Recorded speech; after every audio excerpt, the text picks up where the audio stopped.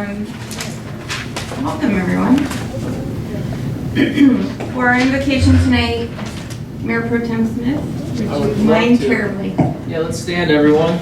Join me in prayer. Heavenly Father, thank you so much for this amazing evening, Lord. Thank you for everything that you provide for us. Thank you for this amazing community, Canyon Lake, that we get to live in. And as we continue to grow and prosper, Lord, let us be focused on you. Thank you for all that you give us. In your name, amen. Amen. Flag salute. Josh, can you help us out by leading the flag salute? Yep. Ready? Begin. I pledge allegiance to the flag of the United States of America and to the republic for which it stands, one nation, under God, indivisible, with liberty and justice for all. Thank you. Madam City Clerk, can we please conduct the roll call? Councilmember Aaron Kranz. Here. Councilmember Green. Here. Mayor Pro Tem Smith. Here. Councilmember Welty. Here. Mayor Castillo. Here. All present. Thank you. Mr. City Attorney, is there anything to report out of closed session? Madam Mayor, we have no items to report out of closed session today. Okay, thank you. Mr. City Manager, are there any changes to the agenda this evening? No changes. Okay, thank you. I need a motion and a second to approve the agenda. Motion? And a roll call vote, please. Councilmember Aaron Kranz. Aye. Councilmember Green. Aye. Mayor Pro Tem Smith. Aye. Councilmember Welty. Aye. Mayor Castillo. Thank you. Our Motion first carried. matter is Citizen of the Month. So Josh, if you could come up and join me. Okay. Is there a mic? Is this on? Yes. Okay. So stand here so the citizens of Canyon Lake can see you. So for April, when we were considering who to pick for Citizen of the Month, I kind of thought about people who are always available, always supporting the community, always involved, but not always in the forefront.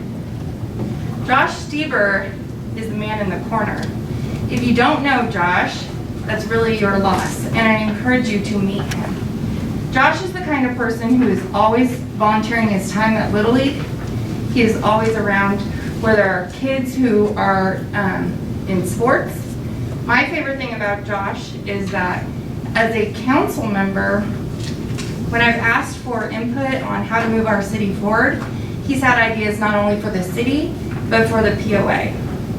Notably, last year when we did our 9/11 tribute, Josh secured blue lights that were donated to the community and raised money so we could have the big lights up in the sky.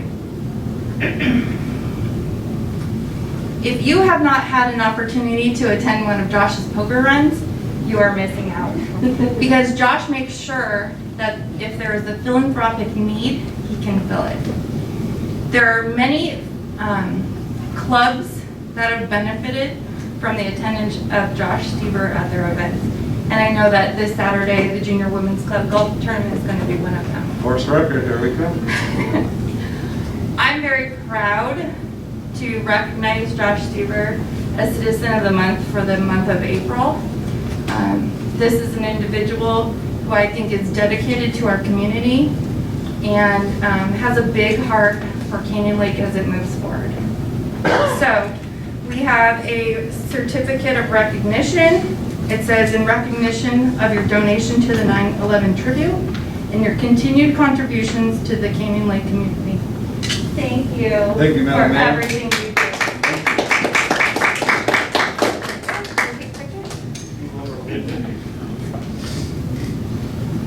I'm smiling behind us. I'm sticking my tongue out.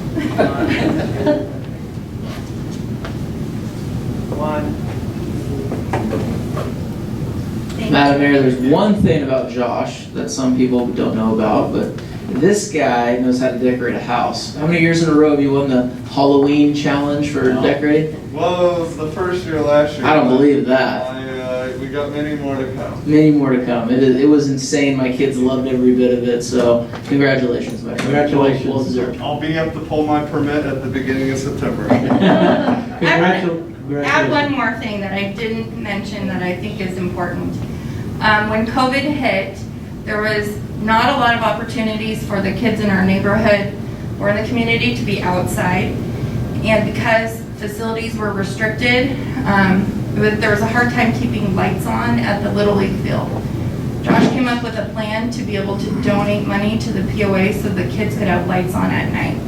Ultimately, that didn't end up working out because the facilities came back online, but that's the kind of person we have behind the scenes working to make sure the kids in our community are taken care of. So thank you. Madam Mayor, may I have one comment? Please. I would like to ask this nice young gentleman to take his mask off so everybody would know who he is when they see him in public. There you go. How's it going, Councilmember Green? Turn around to Good, good. turn around to the camera. Hello, everyone. Councilman Smith beat me to it. I was going to say, this guy knows how to decorate a house. I mean, it's phenomenal.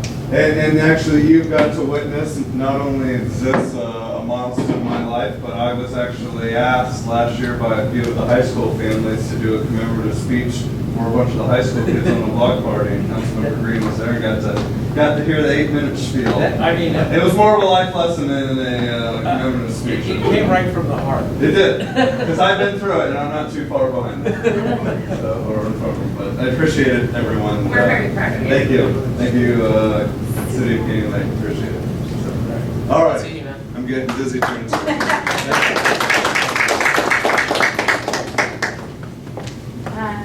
Actually, you're going to hand me the other.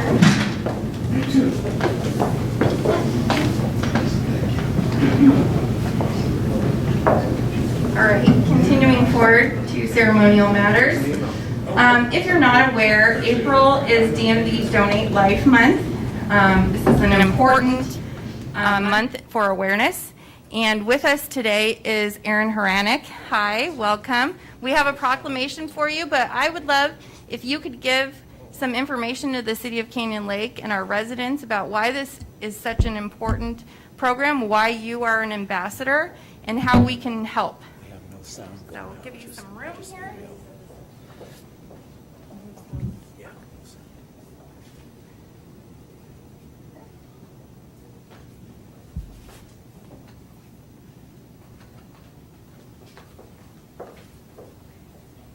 Hi. Thank you so much for issuing this proclamation, because today I wouldn't be here without organ donation. My name is Erica Horanek. I've lived in this area for 31 years with my husband, raising our family. My kids actually graduated from Temescal. I'm also a retired teacher, but I'm also One Legacy ambassador. One Legacy is the Donate Life for 7 counties in Southern California, responsible for 9 transplant centers and 215 hospitals, including Rancho Springs, Loma Linda, Inland Valley, and Temecula Valley. One Legacy is the one that receives the call and facilitates the life-saving actions between hospital and transplant centers. I'm also a heart transplant recipient 4 years post April 19th, thanks to my donor, Dylan Stump, and that's Dylan right there. He was 19, a Cal Baptist University student, when he had a tragic car accident on his way home to Easter in 2017. He was my match and saved my life. And that little picture right there is what I looked like before. So I'm truly grateful for a second chance and truly blessed to be able to join forces with his mom in order to share and honor his legacy.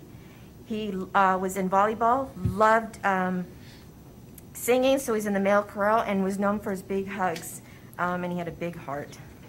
So I'd like to thank the mayor and the city council members of Canyon Lake for your continued support for Donate Life Month, which encourages organ, eye, and tissue donation and registration. With an increase in awareness, there was an incredible rise in lives saved and healed in our communities in 2020 during these trying times. 1,661 lives saved, 190,000 healed, benefiting burn victims, breast cancer, reconstruction surgeries, knee replacements, valve replacements, just to name a few, and that's incredible. As you know, more residents in Canyon Lake have been directly impacted in the last 5 years, either as a donor family, a recipient, one who's diligently waiting for a transplant, or lost a loved one who was waiting. I know of just this last Saturday, she didn't live in Canyon Lake, but in the area, there was a 14-year-old girl born with a congenital heart defect who passed away. She was unable to get that surgery. And I do know of 2 residents in Canyon Lake who had lung transplants and several families who were donor families. Unfortunately, there's a waiting transplant list that's still pretty significant. As of this morning, there's 108,000 on this list. Some waiting 11 years, many traveling out of state just to get that organ. On average, 18 people die a day waiting, and just as many get right back on that list. In fact, when I made the list, there was 136,000 people. Our hope is to see more individuals in our community consider registering as a donor so that down the line you might be that match while leaving a legacy. Please consider being a silver lining, as my donor mom calls me. So check see if you have a pink dot on your driver's license. If not, when you register for your real ID, check the box, or get on DonateLifeCalifornia.org. Already a registered donor? Spread the word, please, because you just never know. You might help pigs fly. And that stuffed animal there is a pig with wings. I was a language arts teacher, and a past student brought that to me when I was going through surgeries as motivation, and it's proof. Pigs do fly. So I want to thank everybody for supporting Donate Life Month, and blessings to all. Thank you. Thank Erica, you. I'm sorry, I called you Erin. It's okay. It's so nice to have Yeah. you here. And I want to make sure I speak loud enough to let it be known that now for it be proclaimed that the City Council of the City of Canyon Lake, California recognizes April 2021 as Donate DMV Life Month in the City of Canyon Lake. In doing so, we encourage all Californians to check yes when applying or renewing their driver's license or ID card to be a donor. Thank you so much for your story, and you're an inspiration. This is amazing. And this is for you.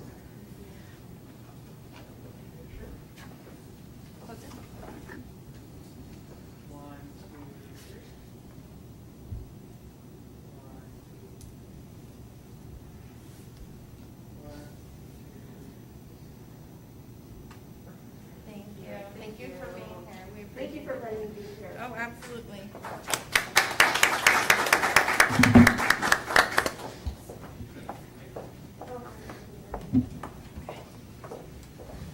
Oh, wow.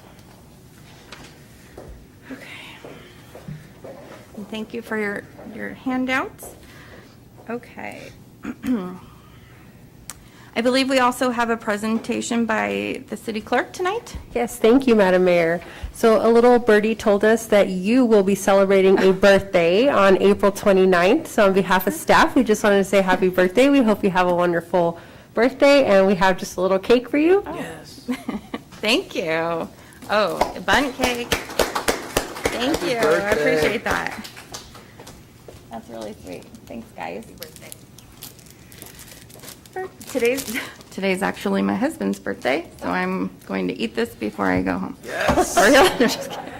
That's good. Maybe we can share with him, and happy birthday, Greg, if you're watching. He is at work, but hopefully he is having a good night. Next is community reports. We have our EVMWD Vice President, Darcy Burke, on the line. Thank you, Mayor Castillo. Yes, I'm here. Thank you all this evening for allowing me this time. I have a few updates. I will try and keep them brief. The first is the Canyon Lake Water Treatment Plant. As you all may be aware, that plant has been offline due to PFAS regulations, and exploring new ways to address that so we can get that back online. But in addition to that, we're looking at some major infrastructure improvements. Overall, that whole project is over $30 million and will take a number of years. So for those that are interested in the lake levels, the Canyon Lake Water Treatment Plant is not expected to be back online until 2025. So that means a more consistent lake level that's a little higher. So I would encourage you to enjoy it while you have it, because we operate the lake as a drinking water reservoir, which it is, and not always for recreation. I think it's really important to also understand that this is part of our long-term facilities upgrade plan for all of our locations. I think what was different was PFAS came in, these regulations came in at a time where we could able to take a step back, conduct another pilot study, and pivot, as they say, in order to adapt to the evolving regulations. And a benefit of the types of treatment we're exploring, which I won't get into detail, but they are, unless you're very interested, is that they also improve taste and odor. And having lived in Canyon Lake for over 20 years, I know during the summer those taste and odor issues can become significant and obviously discerning to our residents. So I just want to let them know that what we're exploring will also improve that. As of this morning, we had our last budget work workshop that included more information on potential rates. We will conclude that at a June 24th, I believe, rate hearing. I think today they announced that the date would be June 24th. Any of our workshops or study sessions or rate hearings, the public is welcome and encouraged to participate, and we actually do that through Zoom. So if you go to the EBMWD website, which is ebmwd.com, you can log on and access the meeting in real time. And I just want to be very clear. We have a number of rate drivers that we had to consider. The cost of imported water is going up, and with Canyon Lake Water Treatment Online, we have to buy more. We have spoken a number of times about the expected rate increases from Southern California Edison. I know Councilman Smith is working diligently to mitigate those, and but that's something we have to consider as a commercial entity. We don't necessarily have the ability to negotiate those the same way as City like Canyon Lake does, although we are exploring that. We're looking at increased level of compliance and the cost thereof. There was actually a very robust conversation at the board's day, and one of my fellow board members didn't really think the cost of compliance is a thing. And I just want to point out as an example, every few years we're required by the United States Environmental Protection Agency to do additional sampling for a very large number of constituents. These are constituents that are not yet regulated, and basically they're trying to do a field test to see what's present where and at what levels. We have to do this one particular type of test using 2 different processes, and we have to do them multiple times a month for the next few years. And that test alone, one test, is $1,600. So as more and more regulations come down, it does cost us more. It's not that we want to raise rates, it's that in order to comply, we have to raise rates, and that's not something we're looking at. To kind of offset that, I want to let you know that in the last 3 years, we've actually hired a professional grant writer and worked with some outside consultants, and to date, and I just got this updated from our coffee this morning, we've been able to secure $254 million in grants and low-interest loans. And those funds are used to offset any rate impacts. So when I look at COVID-19 and I look at, actually I'd say a economy that's getting ready to bounce back big, I know our job is to provide reliable and safe water at an affordable price. And so we are exploring for the very first time approving a 2-year budget, which is normal, but approving a 4-year rate structure. So that basically takes that big number we're looking at and smoothing it over 4 years. So I understand that a lot of people have been directly impacted, and I know that the statistics when you talk about unemployment in Canyon Lake, we've fared by far the best out of any city in Riverside County, if not the state, when it comes to those types of economic factors. And that economic factor is great till it's you that loses your job, or you get hours reduced, or those types of things. So I just want to remind everyone that Elsinore Valley Municipal Water District about 6 years ago took non-rate revenue. Those are things like the money we make from cell tower leases, and we put that towards a fund called RARE, which is a rate assistance program for Elsinore Valley residents. And for those that are low income, that have had maybe a job loss, or that are seniors that need some help paying their water bill, that's exactly what this fund is for.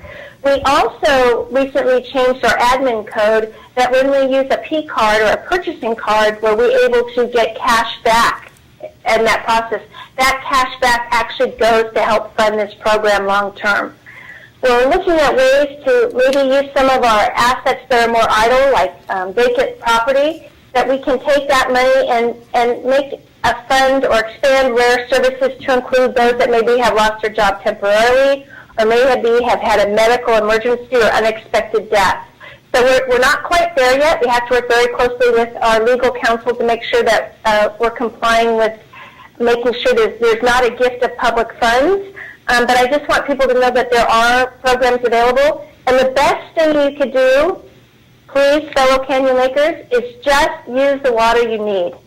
My division, Division 1, is known historically for being the most non-efficient division of all of Elsinore Valley.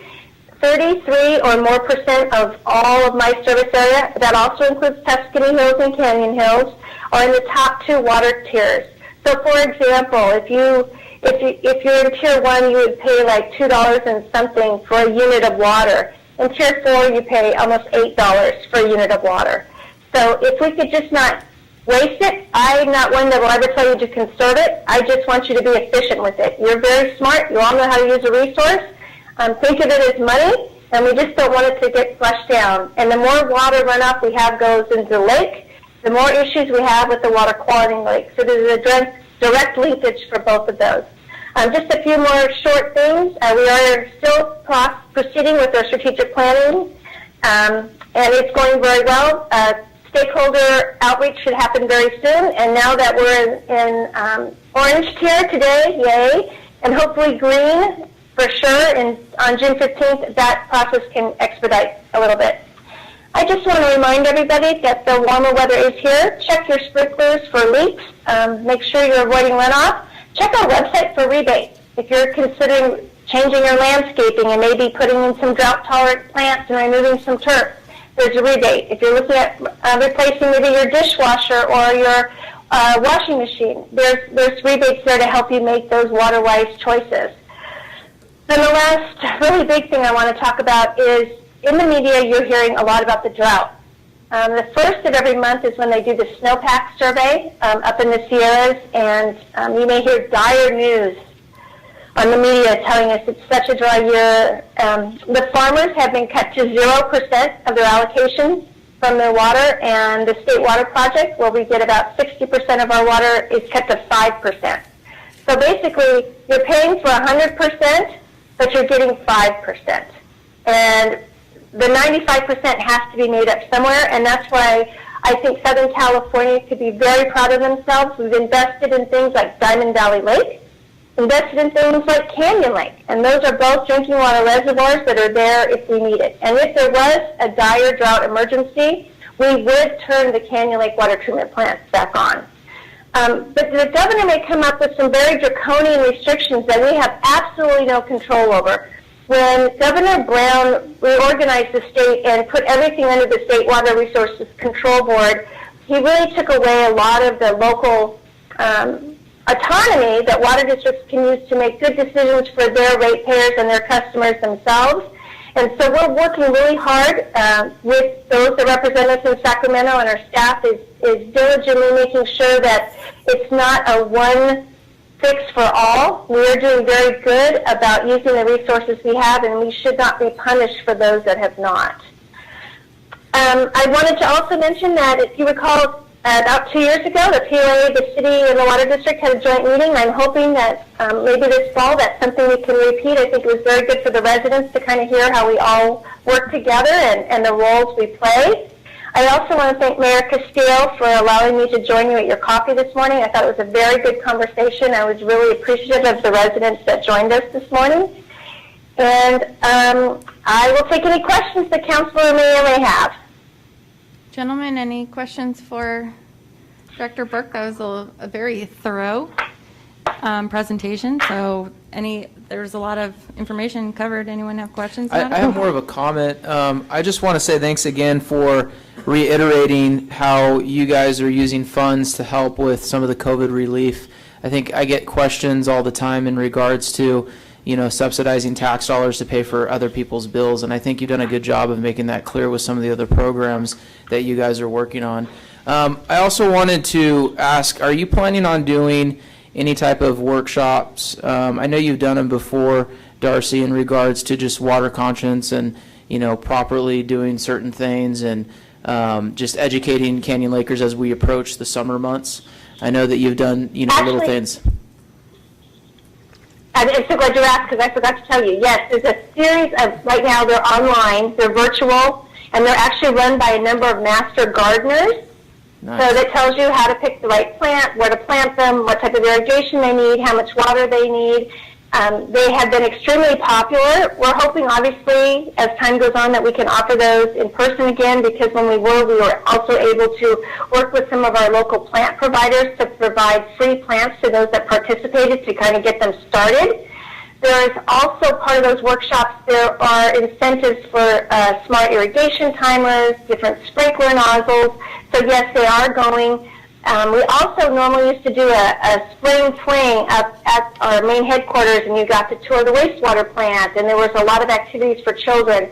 We kind of did a fall virtual version of that, and we're going to repeat virtual in the spring. We had hoped to do it in person, but the uncertainty of the status made that very difficult. So thank you very much, Mayor Pro Tem Smith, for asking me that. They are taking registrations right now for those workshops. Perfect. Thank you so much. Thank you. I know that those were well attended in the past, so thank you so much. Anyone else have a question? Thank you. No, well, thank you, Vice President Burke. We appreciate you every month coming to give us updates. So thank you. Thank you for the time. Have a good evening. You too. I believe we also have on the line Jeannie Odell, who would be calling in on behalf of the Canyon Lake Property Owners Association, as well as the Chamber of Commerce. Jeannie, are you there? I am here. Thank you very much. Can everybody hear me okay? Yes, Yep. ma'am. Okay, good evening, everybody. Thank you for this opportunity to provide you with a update from our Property Owners Association. President Poland apologizes that he could not make it tonight, but asked me to give some updates on his behalf. So the first one is that we do have a new community patrol service provider, G4S, who started providing services on March 15th of 2021. And one of the features that we are providing to our community is a 24-hour call center. So if somebody has to call in the middle of the night to report a problem, we have a call center in place, so they're not routed around to try and find the community patrol officer to answer the phone. Our 2021-22 annual budget has been published and is available online if anybody is interested. We had a 28-day read last night for revised rules on election signs. I'm sure you're all aware of that. It included revisions to define what we feel in a better manner our election signs. We changed it from political signs, which has kind of a dual meaning, to the word election. We modified the rule regarding no signs on golf carts and vehicles. They are allowed on golf carts and vehicles. And we expanded, which, 90 days before the election and 10 days after, and consistent with all the other election rules. And we expanded our rule to include no vulgar words in addition to obscene words and fighting words. It is our intent to improve the rule at our May board meeting. We are currently out to bid for 2 projects, our large dog park and a restroom at Roadrunner Park. Thanks to the city for helping us get those permits through. And we hope to issue the RFP for the Sierra Family Park shortly. I know that our general manager and our director of operations are currently finalizing that RFP. We are moving forward with opening our facilities consistent with the orange tier requirement. And we are also anticipating moving to the hybrid meetings effective at our May board meeting. And of course, our 2021 elections for the board of directors is underway. Ballots will be mailed on April 12th. The last recommended date to mail in the ballots is May 7th. And our annual meeting and election of new directors is scheduled for May 13th. And if we don't meet quorum, then it will be adjourned to May 15th. And our ballot this year includes numerous initiatives that I know you're all aware of, so I won't belabor the point. So any questions for me so far, or for the POA? Anyone have a question on the council? Awesome update. Appreciate the work, Jeannie.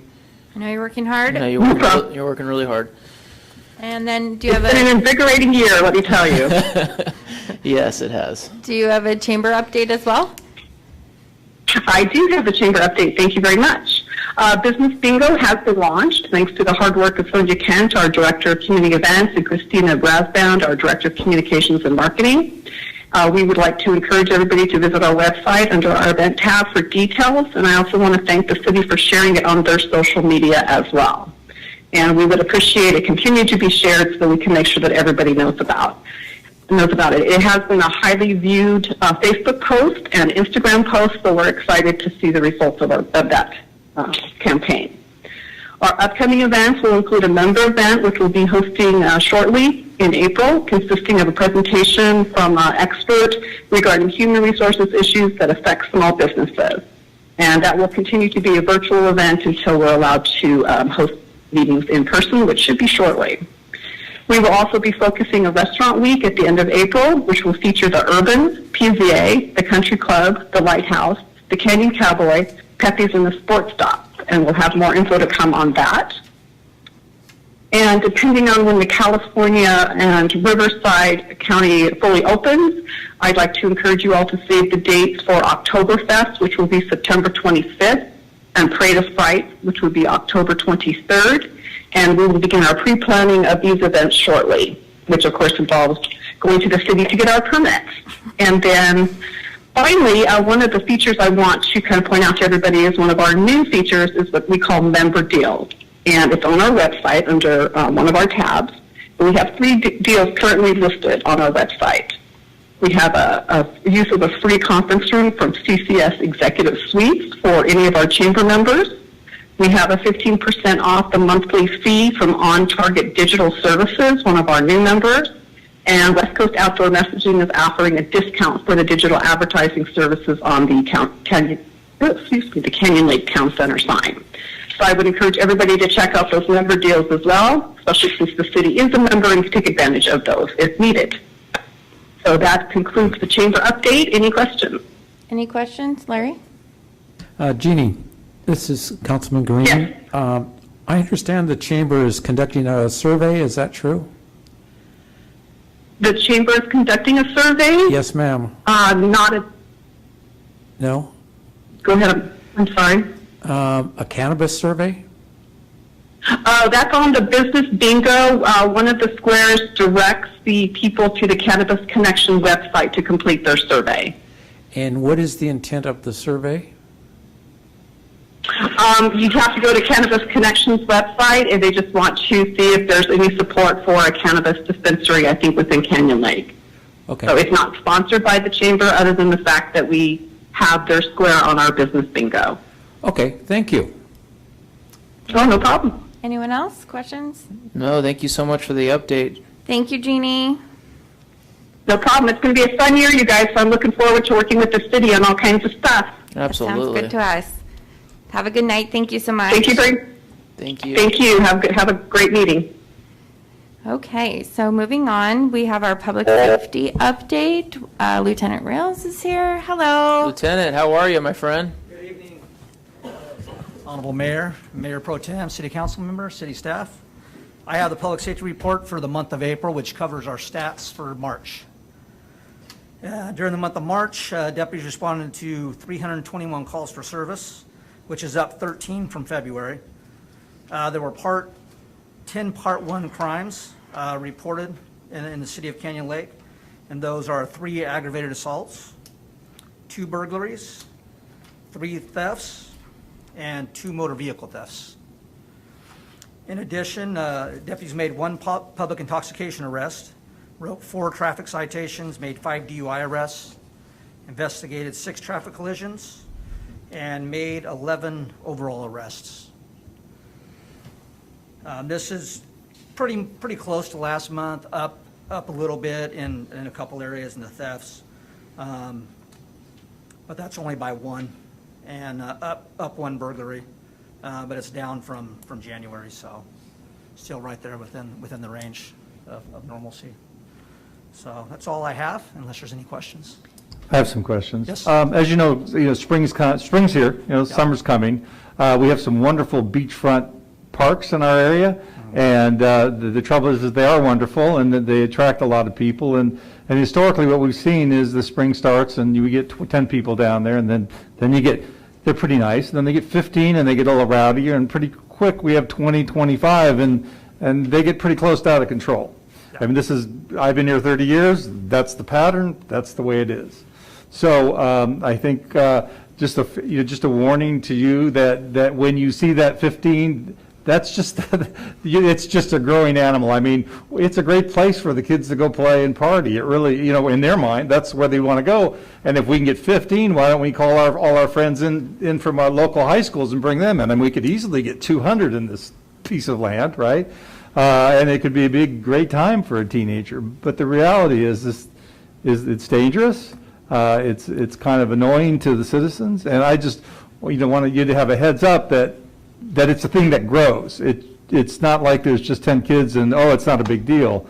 It grows and it becomes a very, very big deal. And it's been 20 years of security and the sheriff catching it before it gets out of control that has really been the biggest solution. Waiting for it to get out of control and deciding, geez, we got a big problem, is not effective, in my mind, not an effective way to handle that. I just want to pass that message on that don't take the calls to those parks lightly and realize that where it can end up. I mean, at 16, if somebody told me I could go hang out at a lake and drink like a fish and the beer was all there, I mean, what do you think's going to happen?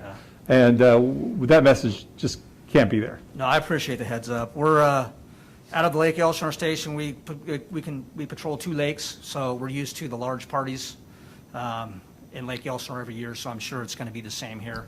We'll keep an eye on it. We'll beef up our patrols around the beach areas and the lakes, especially on holidays and weekends. So we'll make sure that's done. We have 5 trainees right now. So you're going to see, I think one of our Canyon Lake cars has been doubled up. So you'll see 2-man cars, and we'll probably put a few in Canyon Lake just to beef that up. And I've seen your deputies, and this is a compliment to you guys, in and doing active patrol.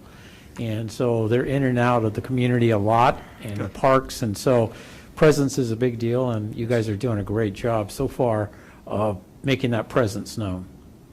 No, thank you, and we will keep it up. When do you think we can expect to see volunteers in Canyon Lake? You know what, I didn't get an update on it this time. All I know is the background process is still going.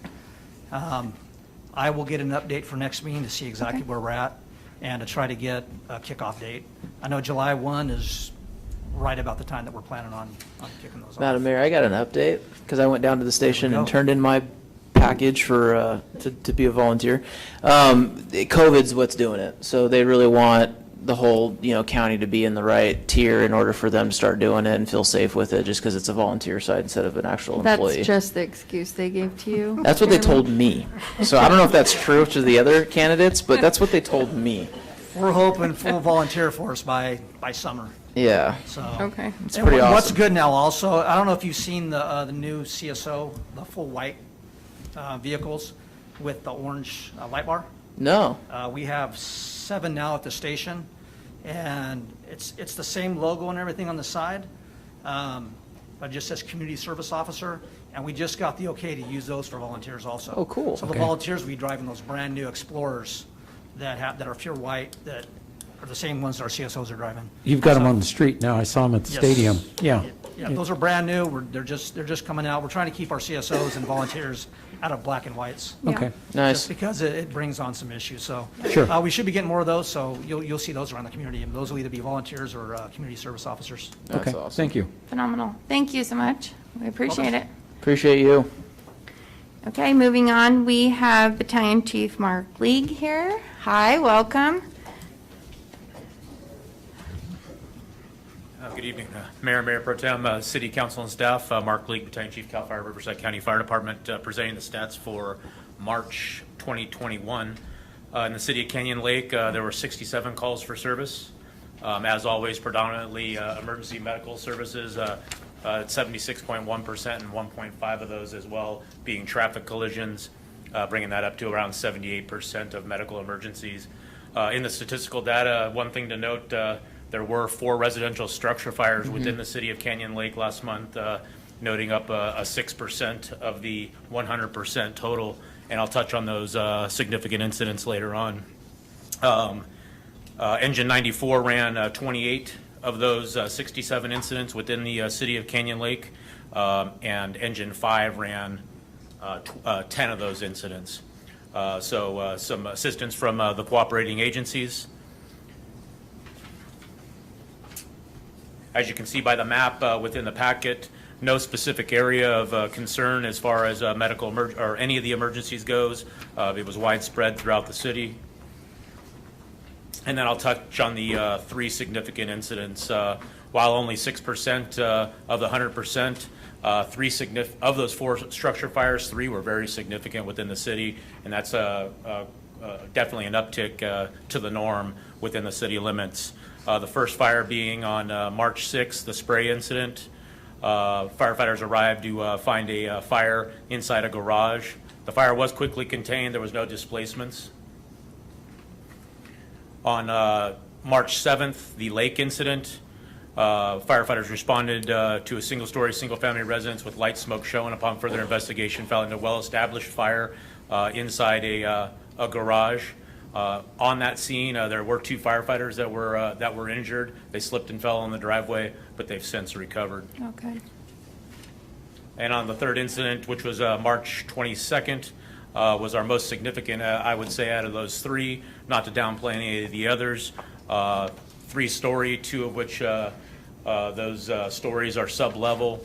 Some of the highest hazard fires that we're faced with, and we always talk about those within the city limits here, especially in Canyon Lake. A fire established on the subfloor 2, extended up into the subfloor 3, extended up into the subfloor 2.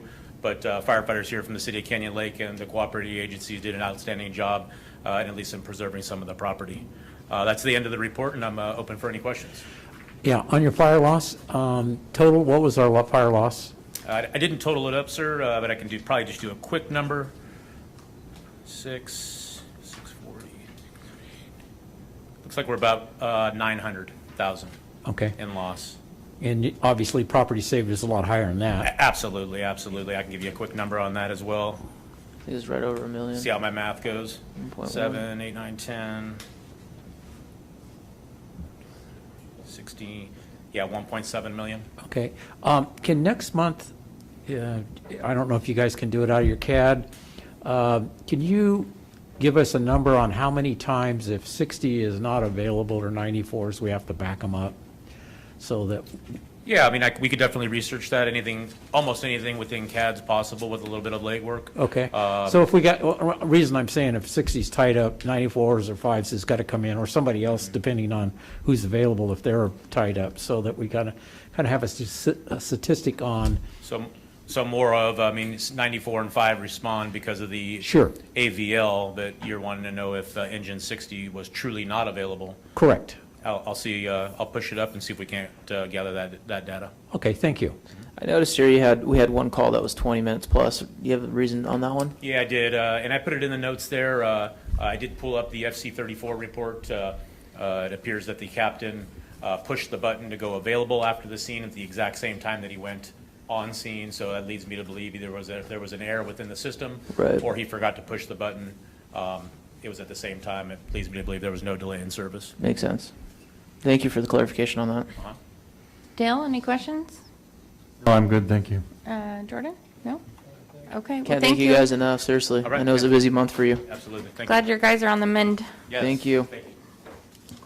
Okay, next is Senior Code Enforcement Officer Ruby Manzano. Hi, Ruby.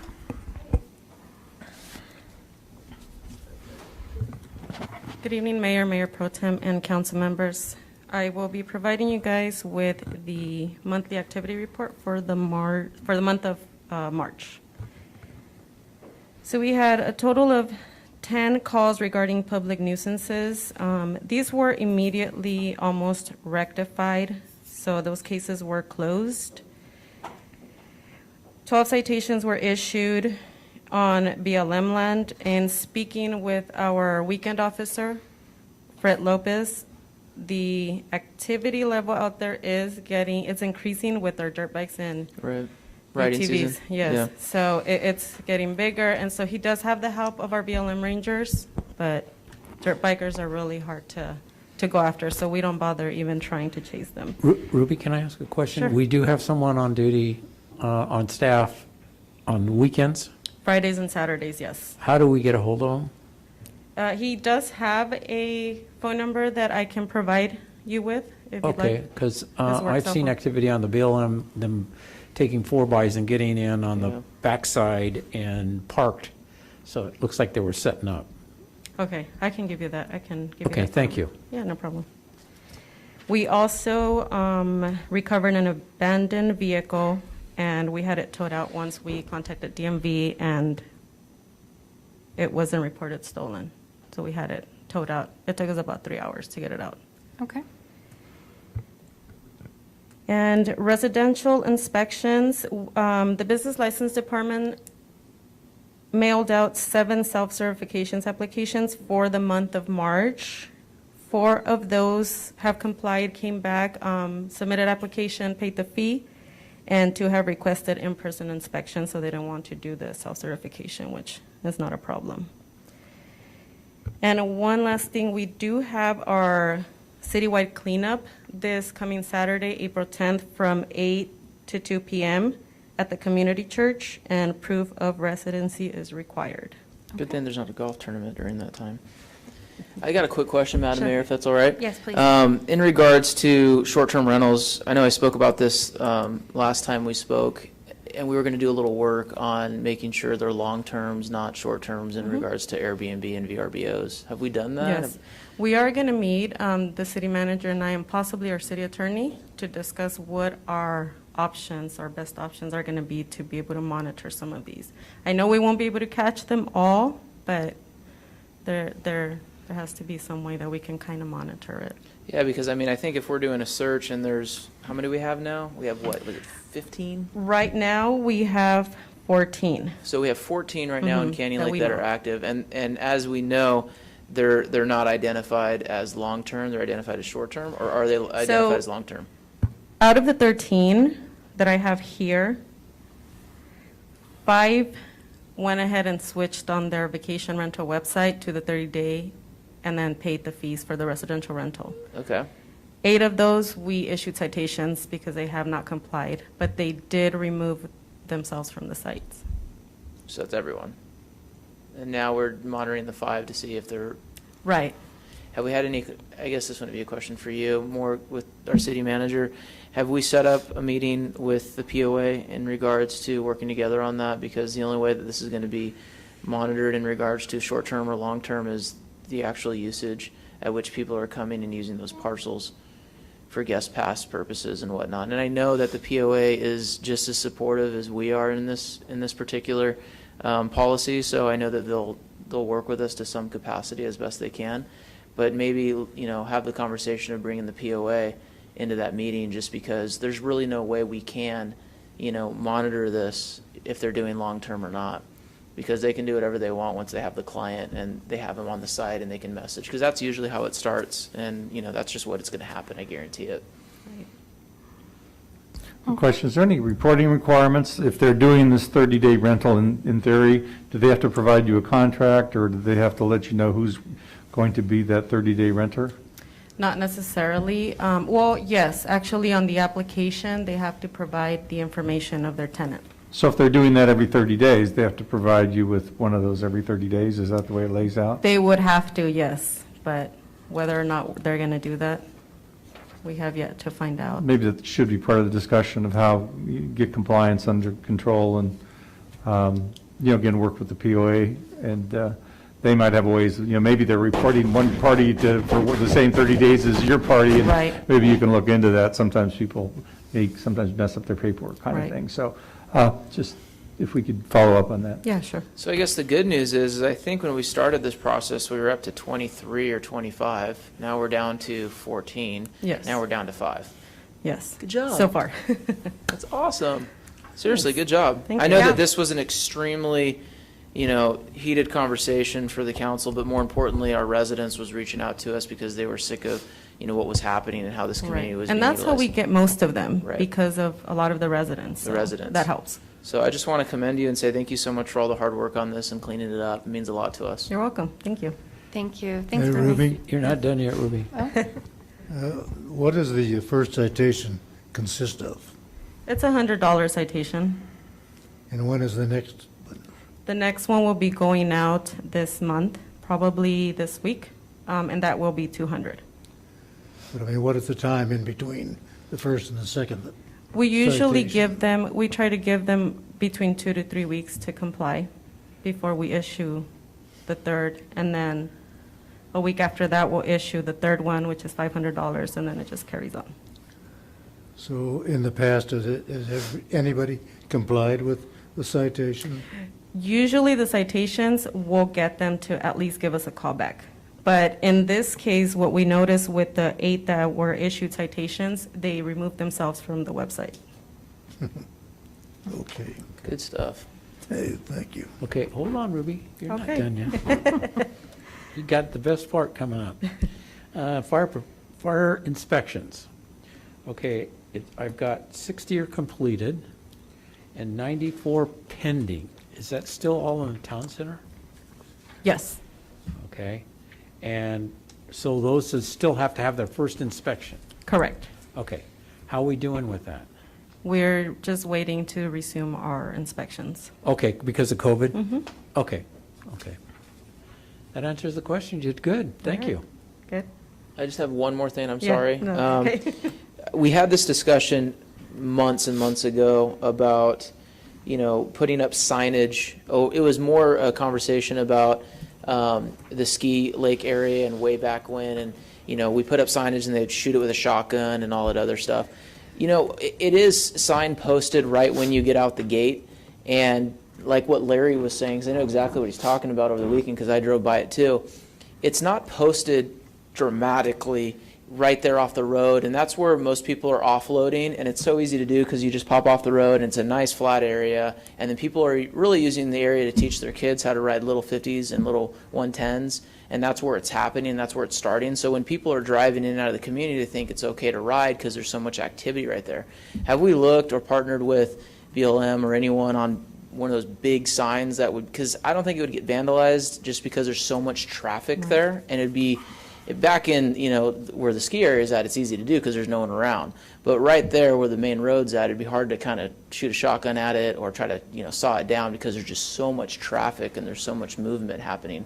Have we looked at that? Or? No, but I can definitely contact the supervisor from the BLM ranger and have that discussion, see if maybe they're willing to put up another big sign like the one we have over on Quail Valley and New Hampshire. Right, yeah. That'd be a good idea. Also, there's a piece of RCA in there that is a button up to BLM.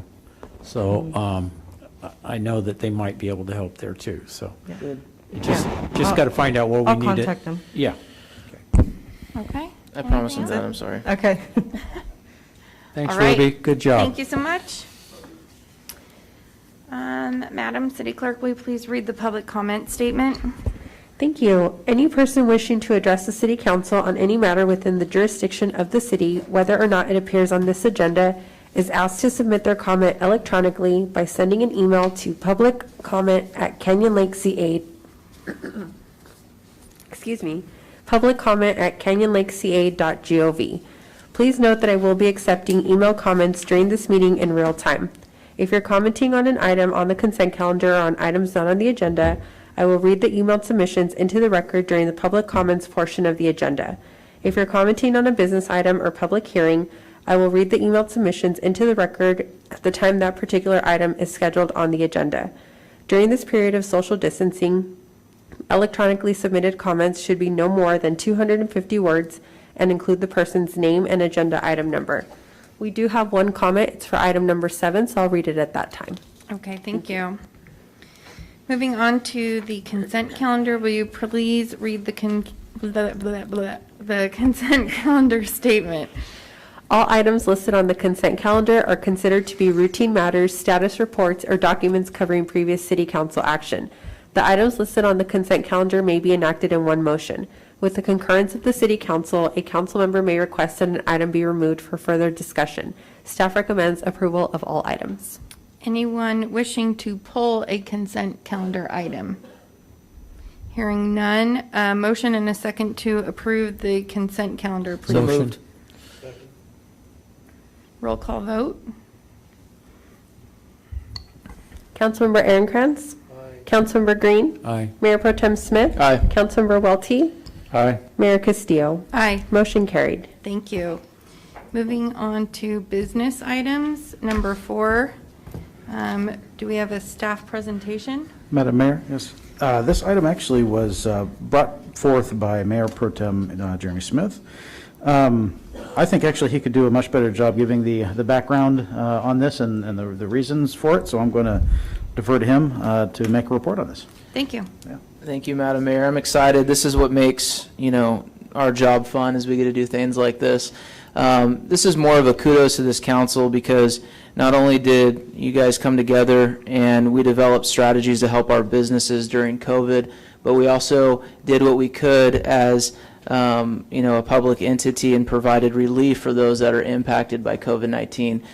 This exact council doing different workshops and studies kind of went around regionally. I was able to have conversations with Temecula and Murrieta, the city of San Jacinto, and when I told them about some of the things that we have done, one of them being discounting or forgiving business licensing fee for anyone who is impacted by COVID-19, it really sparked some interest.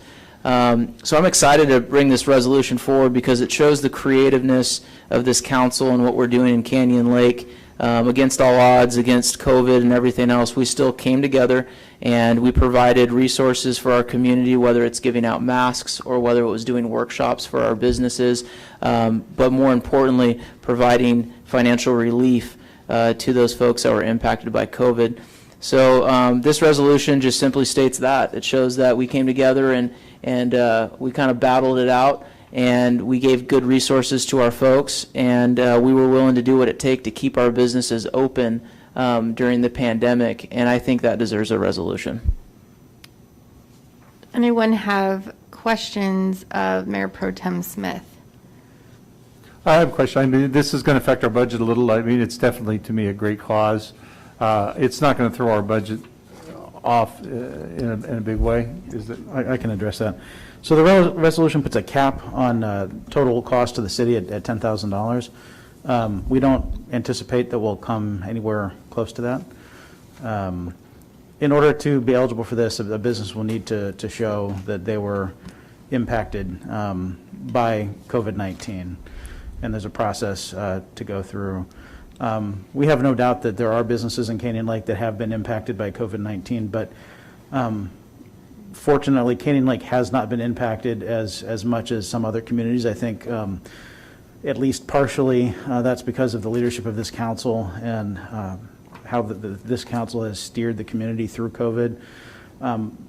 Taking some steps and not taking other steps that allowed our business community to continue to operate.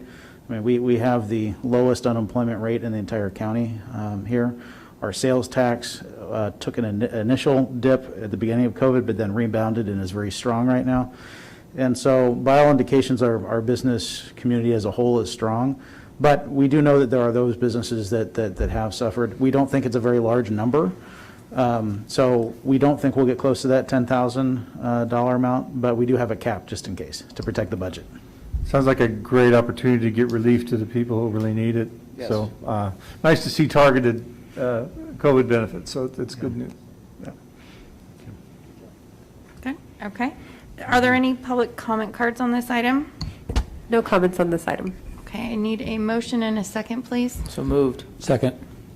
Roll call vote. Councilmember Aaron Krantz.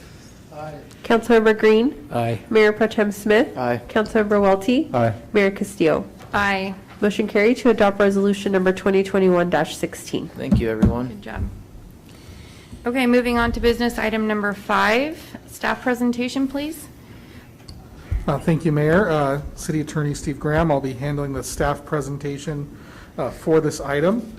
As the City Council is aware, the City Council employs the City Manager as the Chief Executive Officer of the city under the Municipal Code and under state law. The City Manager was hired 2 years ago, and the City Council since that time has embarked on several ambitious projects, including the rental registration program, fire inspection program, the EMS subscription program, and most recently, the establishment of a fire department for the city of Canyon Lake. The city manager is evaluated regularly, extremely regularly, initially at 6 months after his employment date, then at the 1 year mark, and now annually, and he just completed his 2-year evaluation. The city council, again, as you know, not only evaluates the city manager's performance, but also the duties that he had when he was first employed, and as those programs have been implemented, how those duties have increased, and how the complexity of the position has increased.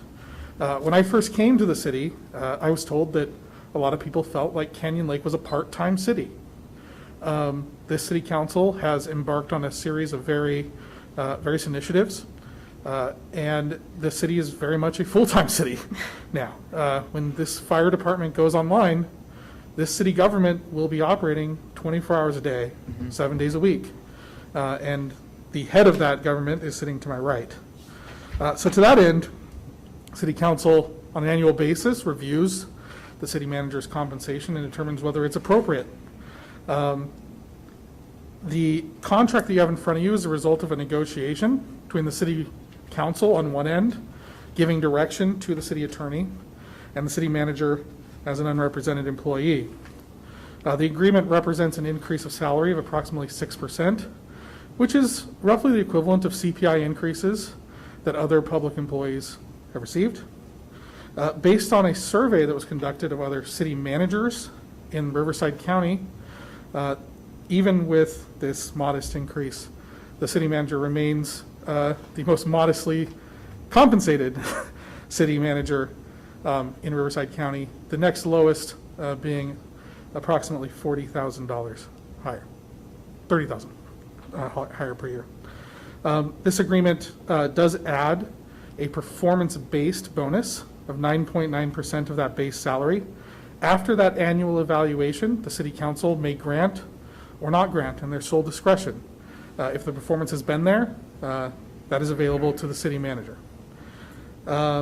Termination. The agreement authorizes the city council to terminate the city manager with or without cause. There is a restriction around elections. Now, most of that restriction is contained within the city's municipal code. It pre-exists and is separate and apart from this contract. The only thing this contract adds is that that termination may not occur 30 days before an election. And since termination has to occur at a regular meeting of the city council, that basically means there's one meeting where that would not be available. Now, that is only without cause. There are many reasons that could be for cause, and there is no restriction on timing if there is such an issue. Not that I expect there would be. In terms of if he is terminated without cause, there is a severance of 6 months' salary. In comparing to other city manager contracts statewide and also in Riverside County, that is pretty much the basic level. A lot of city manager contracts have much higher, and that is primarily based on the fact that if the city manager is terminated without cause, it may take him some time to find new employment. Speaking of new employment, if he is employed during that time period, those benefits cease. Speaking of benefits, the city council has reduced the credit of vacation hours. Previously, the city council had offered 80 additional hours to the city manager per year. This year, it is only 40. The city manager may cash out those hours, which is very similar to other government employees. He keeps a cell phone allowance, and he, instead of being reimbursed on a mileage basis, he's now going to be receiving a flat rate reimbursement allowance, auto allowance, which is, again, extremely common for executives in public service. Lastly, the city manager already may participate in the city's 457 plan. The city will now be offering a match, which again is very similar to other employees. And I would say that the match, while at 2-to-1, is less than is offered in other similar city manager contracts. That is my oral report on the compensation as required under state law. If you have any questions about the contract, happy to answer them. Thank you. Thank you. I would like to make a comment. We do evaluate Chris a lot. And part of that is because, as you stated, we are not trying to be a part-time city. I personally take this community very seriously. I know my colleagues do as well. I think this contract is reflective of industry-wide standards. We want to keep and maintain a city manager who not only is being compensated appropriately, but interested in being retained. As you know, my day job is negotiating contracts with public entities on the employee side, but I'm also a private employer.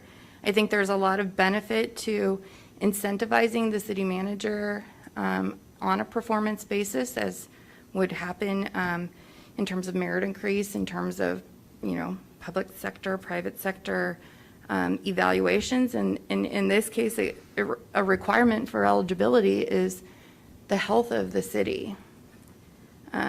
Nothing here is automatic, but I do not anticipate that that will be a problem. I've been very impressed with our city manager, and I think that this contract is a result of compromise on both sides. And I am excited that there is a longer term than a 1 year as we were going through this in the past. So thank you for staying on. And those are my comments. Does anyone else have additional comments? I do. Not to toot my own horn, but, I'm the longest running member here on the city council, and I've had experience with an awful lot of city managers. And for the last couple of years, all I've been doing is raving about our city manager. I'm not going to do that anymore. I think that it's been unanimous by the whole council that agrees with what a great job Chris has been doing, and we're so happy to have you. And that's the last compliment I'm giving you tonight. Anything, Larry, Dale, Jeremy? Yeah, Madam Mayor, if I may, I just, as a business owner, I like to govern as a business owner. I like to govern as a way to maximize not only the dollar, but, to come up with plans and put things in place that motivate and drive. And Chris, you've exceeded that. I mean, without a doubt, I have nothing but phenomenal things to say about the leadership that you've given to staff, the leadership that you've shown to this council. People ask me all the time, how's the city doing? And I just get excited, almost like coming home from work and seeing my 2 baby girls, because we've done so much. And we wouldn't have been able to do that if it wasn't for everyone at City Hall. And I just want to say thank you. I want to say that I think this is just the beginning. We have so much more to achieve. That's hard to say because of all we've done in the last couple of years. But we're blessed to have you. And I think Canyon Lake, if they knew how bad it was before you got here, they would be giving these same words to you. So I just want to say thank you from the bottom of my heart for fixing Canyon Lake and putting it in the amazing place that we live. So thank you. I appreciate it. Dale? Anyway, Chris, I've talked to you enough to know that you believe one of the biggest benefits of living here is having a council that stands behind you and works together. And so we're just going to do our best so that we kind of stay united and we continue to move ahead and make Canyon Lake a big success. And we want to thank you that you're part of all of us doing that. And well, at least myself, and I'm sure the rest of us will dedicate to being on the team and helping the city under your management move ahead to great places. I'm not through. Okay. Well, I forgot something. I just want to say that as good a job as Chris does, it's because of the staff that he's assembled as well. We have a great staff. Thanks to Chris. He's the one who's put this staff together, and I think they do a wonderful job, and some of them are sitting here tonight, so just want to say thank you to them, because I certainly appreciate what they do. So thank you. If I may, Madam Mayor. Yes, please. I'm very touched, thank you. I love coming to work every day. It's exciting to me how far we've come in 2 years. It's exciting to me where we're headed in this city. I am so grateful for this council. I talk with a lot of city managers on a regular basis, and I hear some pretty unbelievable stories of some of the experiences that they go through in their cities and with their councils. And I want the community of Canyon Lake to know that they have a city council that works very cohesively together for their benefit. That doesn't mean that everyone agrees on every single issue, And that's okay. But those discussions are held constructively and worked through, and when a vote happens, we move on to the next thing. And it's really, we have such a good team here in Canyon Lake. And it starts with the city council, and we have a phenomenal staff. We're a small group of staff. Everyone works very hard to implement the policy that's established by this council, and I'm very excited about what the future holds, and very pleased that we're going to be working together in the coming years. So thank you very much. Yes. I think I've been here longer than Jordan, so 20 years, so I've seen a lot. I just want to echo, Chris, it is exciting, like Jeremy said, to come out here and work. You didn't come in and fire everybody. You got to know everybody, you found their strengths, their weaknesses, and you worked together. And what the mayor said about that part-time, that salary was set in the 80s for 2 days in City Hall and a half a day at home. And it was never raised, but it was lowered during the recession. So that was a part-time salary for 2 days at City Hall back in 1980, and it never changed. Every city manager that came worked for that same salary, so, but it was a part-time salary. So. Thank you. Yeah, we're moving past that. Onward and upward. Madam Clerk, are there any public comments on this? No item? public comments. I need a motion and a second to adopt Resolution 2021-17. Motion. Second. And a roll call vote, please. Councilmember Aaron Krantz. Aye. Councilmember Green. Aye. Mayor Pro Tem Smith. Aye. Councilmember Welty. Aye. Mayor Castillo. Aye. Motion carried to adopt resolution number 2021-17. Thank you. Congratulations. All right. Business item 6 is an ordinance. A staff presentation, please. Thank you, Madam Mayor. I'll be taking this one.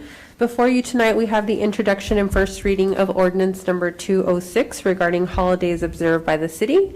If the council remembers, back in 2019 on October 2nd, we brought this ordinance forward. We made some changes. We cleaned it up a little bit. We made it to fall in line with the County of Riverside. Very recently, we have been reviewing our policy manuals, our procedures, and we noticed that we needed to make some revisions to that ordinance. So the proposed revision will not add or remove additional holidays to the existing schedule. It's just cleaning it up to coincide with the city's updated employee handbook and personnel policy manual. So tonight, staff is recommending that the City Council approve the introduction and first reading of ordinance number 206. Any questions of staff? No, but I got to compliment the city manager and staff for taking a look at all the working documents, and including our city attorney, and moving them forward into 2021. It's been long overdue, and thank you guys. Good work. Yeah, good work. Thank you. Any public comment on this item? No public comments. Motion and a second to approve the introduction and reading of, first reading of ordinance number 206, please. So moved. Second. Roll call vote. Councilmember Aaron Krantz.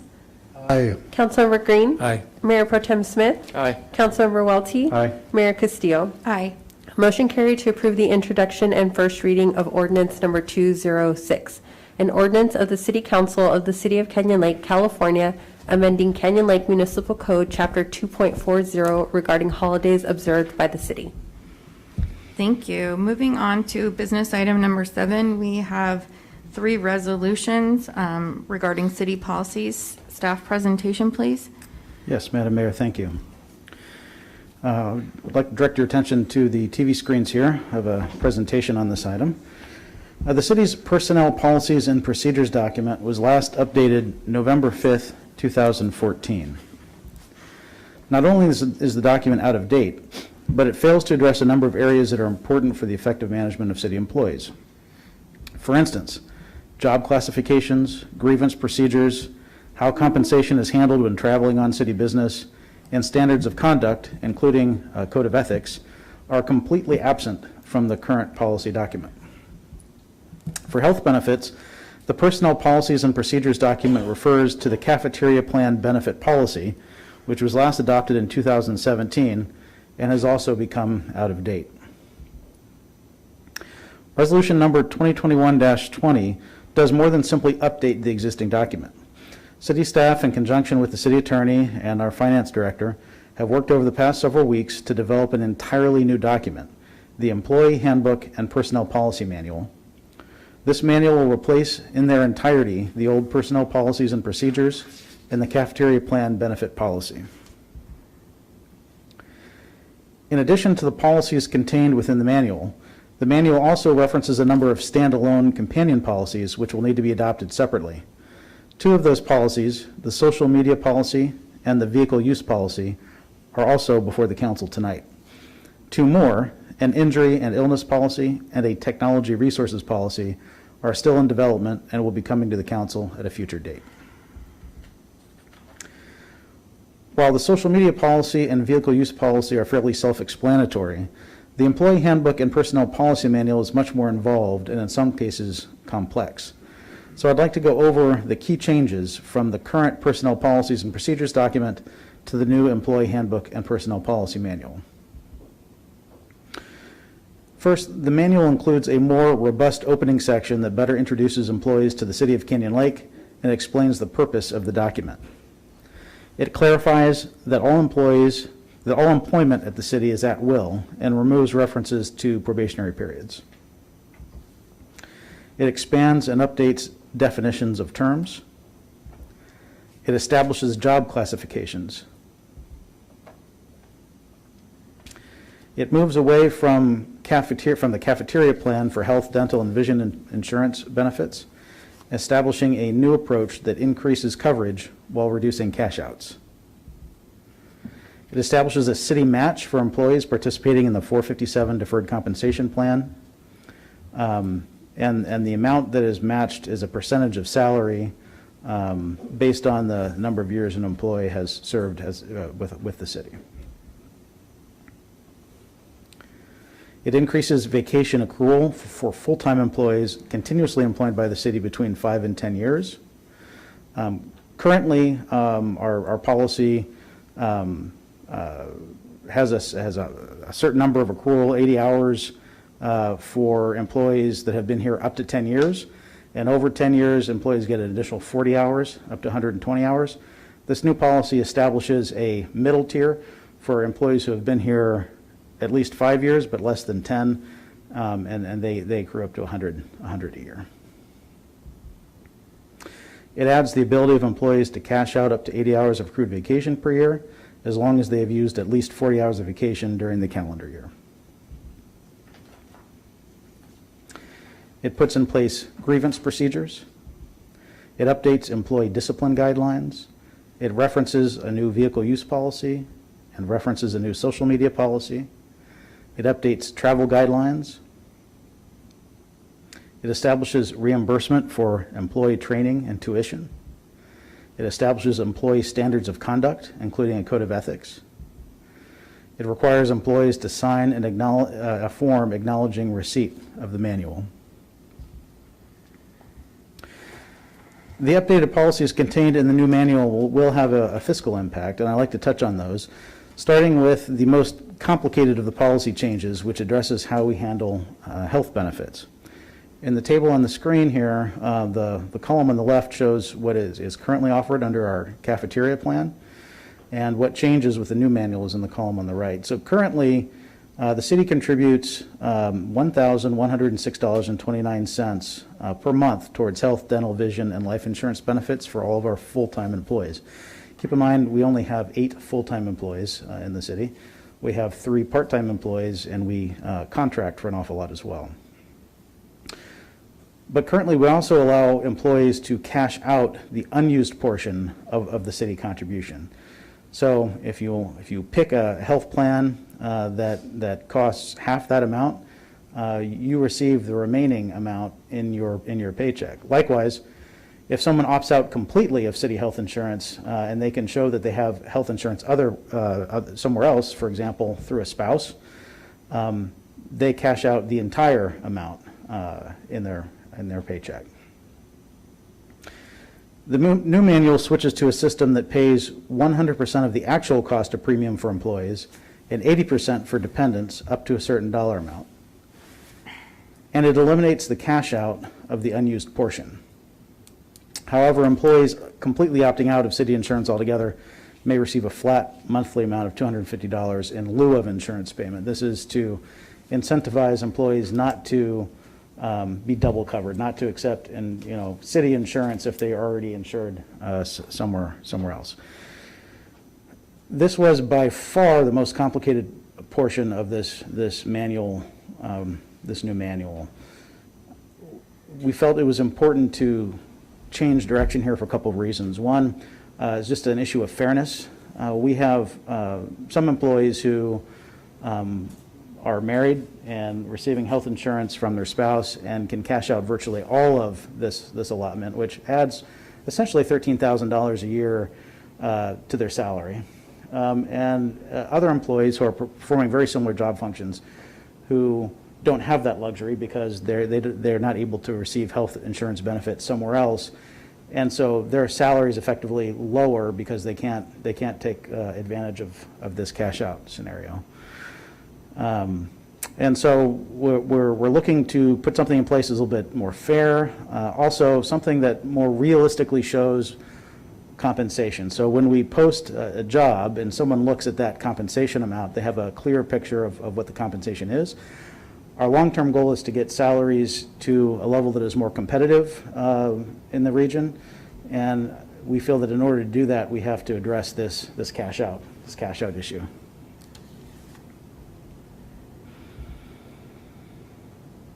This is the exact language in that section. It's Chapter 6, Section 2 of the manual. The City of Canyon Lake provides each regular full-time employee 100% of the single-party premium for health, dental, and vision insurance, inclusive of prescription drug coverages within the health plans, up to a maximum monthly contribution equal to the subscriber rate for the Anthem Blue Cross Select plans, plus the cost of city dental and vision plans. And then the following section addresses dependents. The city will pay 80% of the premium for health, dental, and vision insurance for eligible dependents of regular full-time employees. Total city monthly contribution towards these premiums for an employee and their dependents shall not exceed a monthly cost equal to the subscriber and 2+ dependents rate for the Anthem Blue Cross Select plan, plus the cost of city dental and vision plans. So the city employees get health insurance. The city offers health insurance through CalPERS health insurance plans. There are 12 different plans offered, and employees can choose from those plans. They vary greatly in cost. The lowest plan is somewhere about $450 or so. The most expensive plan, and this is for an individual, the most expensive plan is $1,036 a month. We spent quite a bit of time looking through each one of these plans to determine what the benchmark should be. Up to what plan amount should the city cover it? And we initially picked a plan, sent it to Terry Shea, our finance director, and said, hey, could you run projections on what this would do to our budget? The number came back and it was quite a bit too high. So we went down and we actually compared line by line what is covered in each plan. And we found that this select plan, the Anthem Blue Cross Select plan, is a less expensive option with still phenomenal coverage. So, for example, it has $15 copays. There are no annual deductibles at all. It has phenomenal coverage, but is significantly less expensive. So we sent that as the benchmark.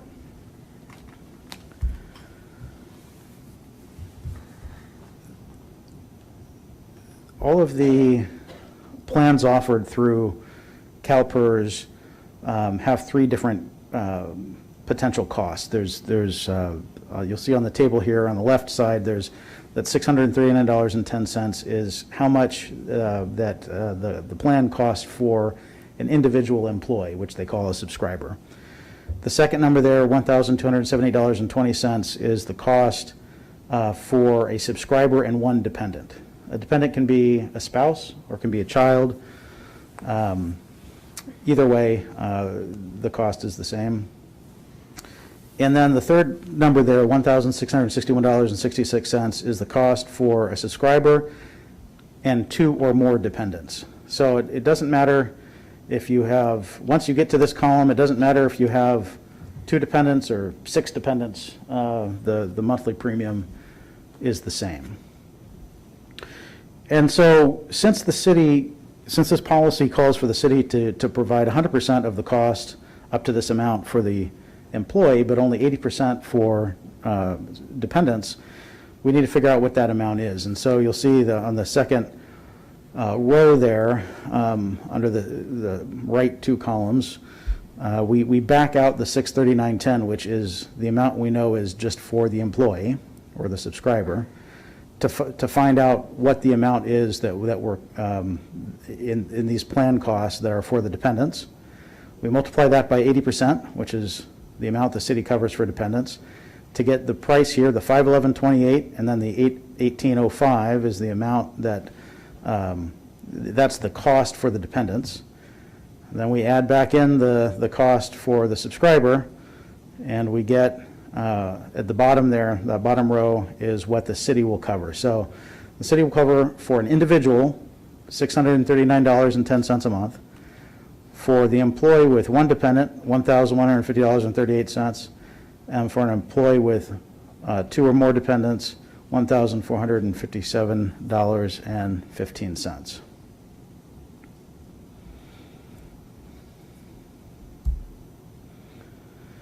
While the actual cost to the city will depend on benefit selections made by employees, it's anticipated that the changes to health insurance benefits will be cost neutral in fiscal year 2021-2022, if not resulting in a slight cost savings to the city. However, worst case scenario, if every city employee chose a plan that completely maxed out the allowable contribution for the city, including coverage for 2+ dependents, based on current plan rates, the city's cost could increase by approximately $35,000. However, this scenario is exceedingly unlikely. I don't know if you can see this table very well from the dais, but this table here provides some scenarios.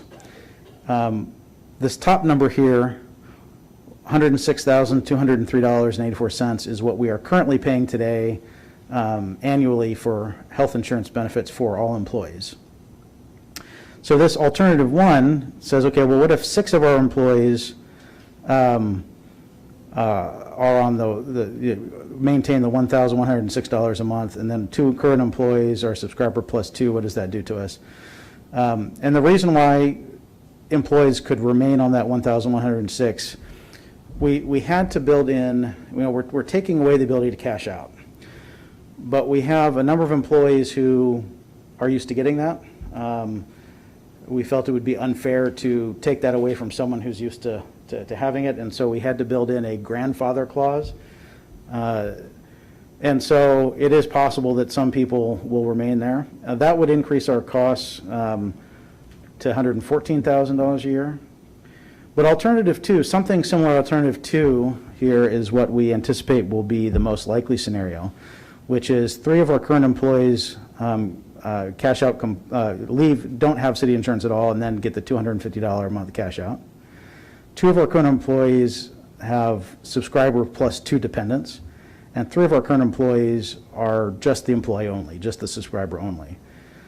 That would be a total of just under $67,000, which would be about a $40,000 savings over where we are today.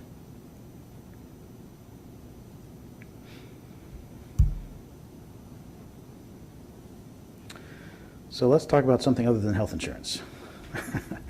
A few other fiscal impacts.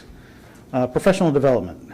On the left column again is what the current plan provides. In terms of employee training, we currently offer options for opportunities for employee training as long as they are budgeted. Those are like symposiums and special courses and professional association meetings. So that doesn't change in this manual.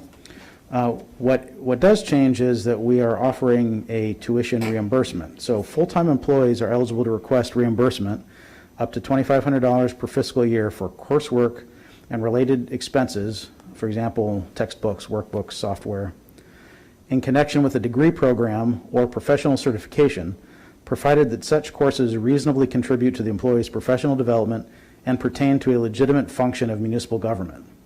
To be eligible, an employee must have worked full-time for the city for at least 6 months without interruption before enrolling in the course and must be on payroll upon completion of the course.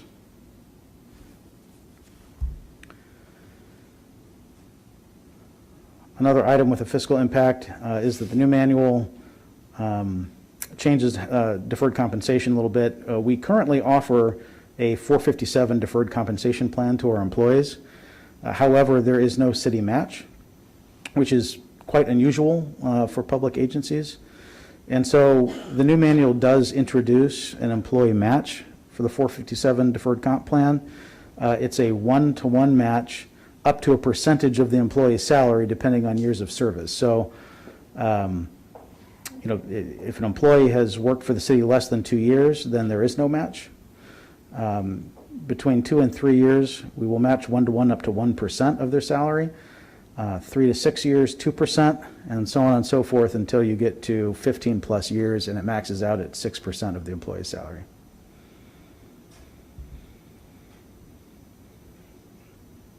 Vacation leave cash out option. So currently, employees may not cash out any accrued vacation time except when leaving city employment. So following termination of employment, 100% of accrued vacation leave is paid out at the employee's then current hourly rate. The new manual allows employees to cash out up to 80 hours of accrued vacation accrued leave, as long as they have more than 80 hours of accrued leave in their bank and have used at least 40 hours of vacation throughout the year. We believe that while this will be an upfront cost to the city, that in the long run this will actually be a cost savings to the city because we will avoid the very large cash outs when somebody leaves employment.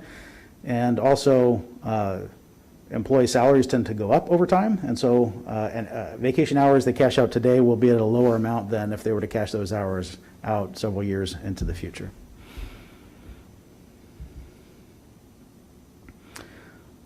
Also, just make the point that when followed appropriately, the policies and guidelines within the manual should protect both the city and its employees, reducing future costs related to turnover and potential litigation.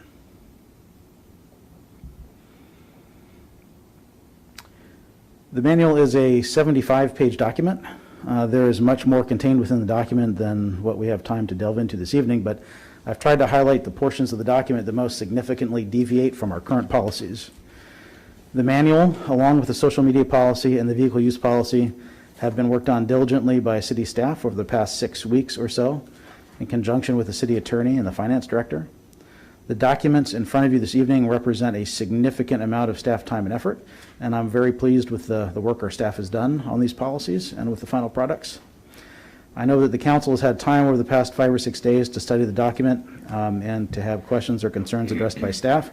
Naturally, if there are any additional questions or comments tonight, we can certainly address those. With that, staff recommends adoption of resolutions 2021-18, 2021-19, and 2021-20. If adopted, the employee handbook and personnel policy manual, the social media policy, and the vehicle use policy will go into effect July 1st of this year. However, it's anticipated that Chapter 6, Section 2 of the manual, which pertains to health benefits, will not be implemented until January 1st, 2022, in order to allow employees to make benefit plan changes during open enrollment in the fall, which won't go into effect until January 1st. The injury and illness policy and the technology resources policy, which are still in development, will be brought to the council at a future meeting. And Madam Mayor, that concludes the staff presentation on this item.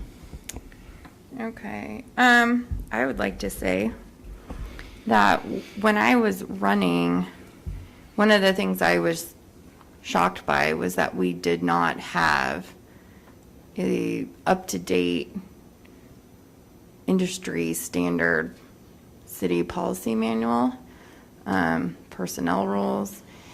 And So when you embarked on this endeavor, I fully expected to come back with a redlined version for you, since this is kind of what I do in my day-to-day.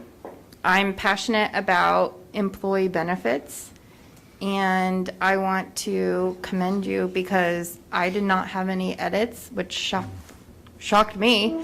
And I also think that this comes across very fair. I know you all worked really hard. I know that city staff participated in this. And so I'm pretty impressed that this is here and it reads the way it does. I think it's easy to understand, and kudos. Thank you. Madam Mayor? Oh, wait, hold on, city attorney. Sorry, very briefly, Mayor, I just wanted to say, I had the same reaction when I got this policy manual from staff. I said, I'm trying to find something here. Right. But it was so clear that city staff had spent so much time making this a Canyon Lake policy that was fair, that followed the law, that was up to date. So I had this exact same reaction as you did. I just wanted to let you know that. Well, I think it's important that our staff has a clear framework of expectations. And there was no grievance policy. And that kind of stuff rubs me the wrong way, because if you live here or if you work here, you want to have an idea of what your expectations are. And you also want to be able to voice concerns and have a set process to do so. Having something that's ambiguous or not even in the document, no grievance policy, those kinds of things, just kind of are mind-blowing to me. So, Larry, did you want to add to that? Yeah, it's very thorough, but a couple of things popped out at me since I was, part of my world was labor management and stuff like that. You've got a term, at-will employees and probation periods are gone. Are we making all of our employees at will with the lack of them being vested is a concern? Also, at will means I can terminate you anytime not on cause. Well, usually you've got cause, but you don't have to give cause. So are we eliminating the probationary period, which is also a time that people get notices of deficiencies to be corrected? It's part of the disciplinary process, with the end result's not to fire them, it's to make them a better employee, one. But number two, from a labor standpoint, making all of our employees at will, is that usually that's a management term, and now we've got it at the labor level. Would you like me to address that one, Mr. Well, Manager? let me answer real quick and then, I would contend that in actuality, all city employees are and have been at will all along. Yeah. We don't have contracts with our employees. We don't have MOUs with employee groups. And being such a small organization, we certainly don't have room for deadwood, right? Everyone has to carry their weight. No one gets tenure. And so in my mind, this was a clarification. In fact, in all recent job postings for the city, the job postings have clearly stated the position's at will. In the interviews, people have, it has been, that fact has been stated, and employees have acknowledged that they understand that. And so in our mind, this manual just clarifies what has been the city's practice in actuality. Sure, and I just wanted to follow up on that as well. This conversation the city manager and I had, and we're looking at the policy.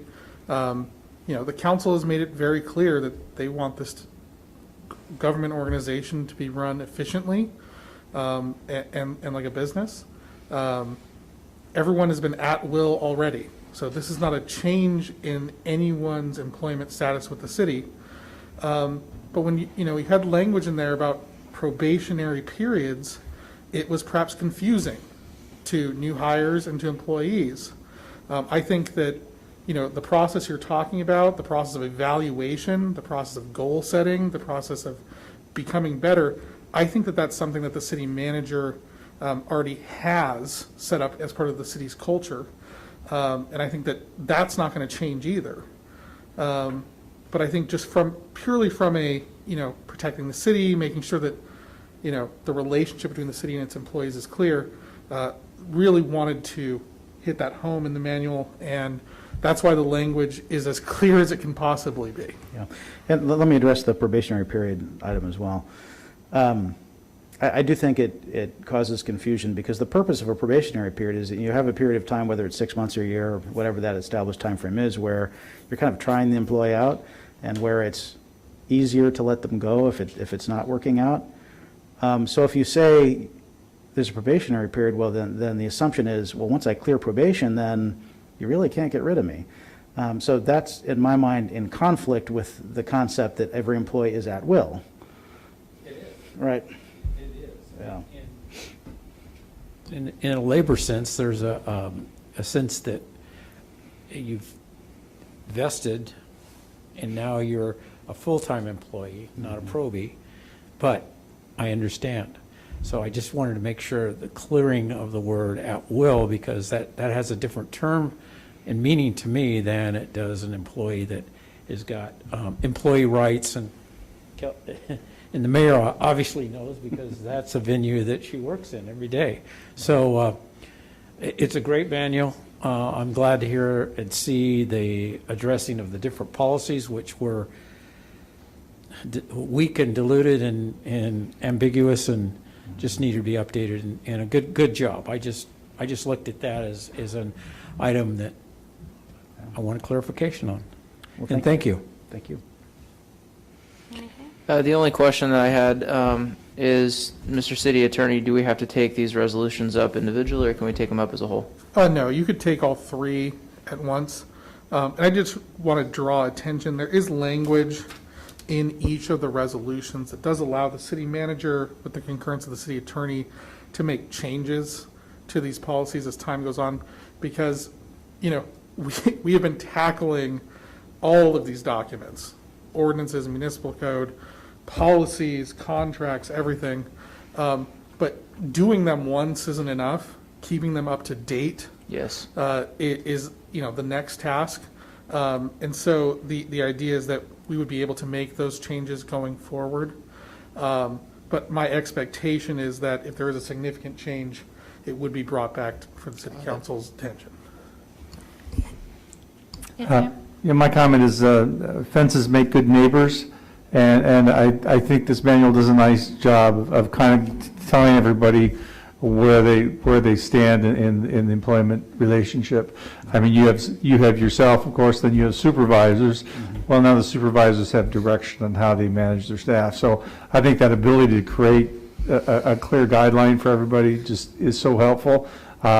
I've been on both sides of the union. I've been in it. I've been a manager, and I find that one of the things the union does well, doesn't do everything well, is it holds managers to the responsibility of their own guidelines. And I think this does give the opportunity for you to hold your supervisors to a standard, for employees to come to you and say, hey, my supervisor's not following the manual, which I think is, again, fences make good neighbors. So thank you for the work. Thank you.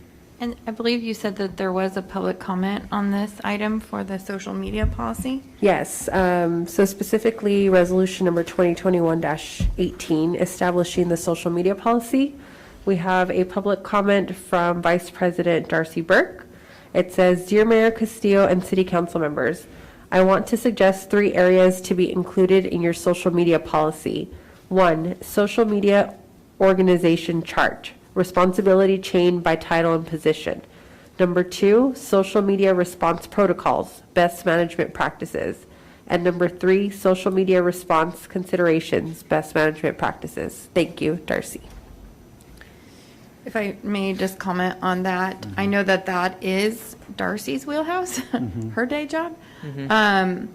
I'm wondering if that can be an addendum if we're adding a chart and or those suggestions, because I don't know if those have been discussed at all, but I do think that that is kind of worth identifying. I would agree with those comments. Yeah, I would agree too. Yeah, we can certainly take a look, and if I could ask the city clerk to email that comment to me so I can look specifically into those suggestions.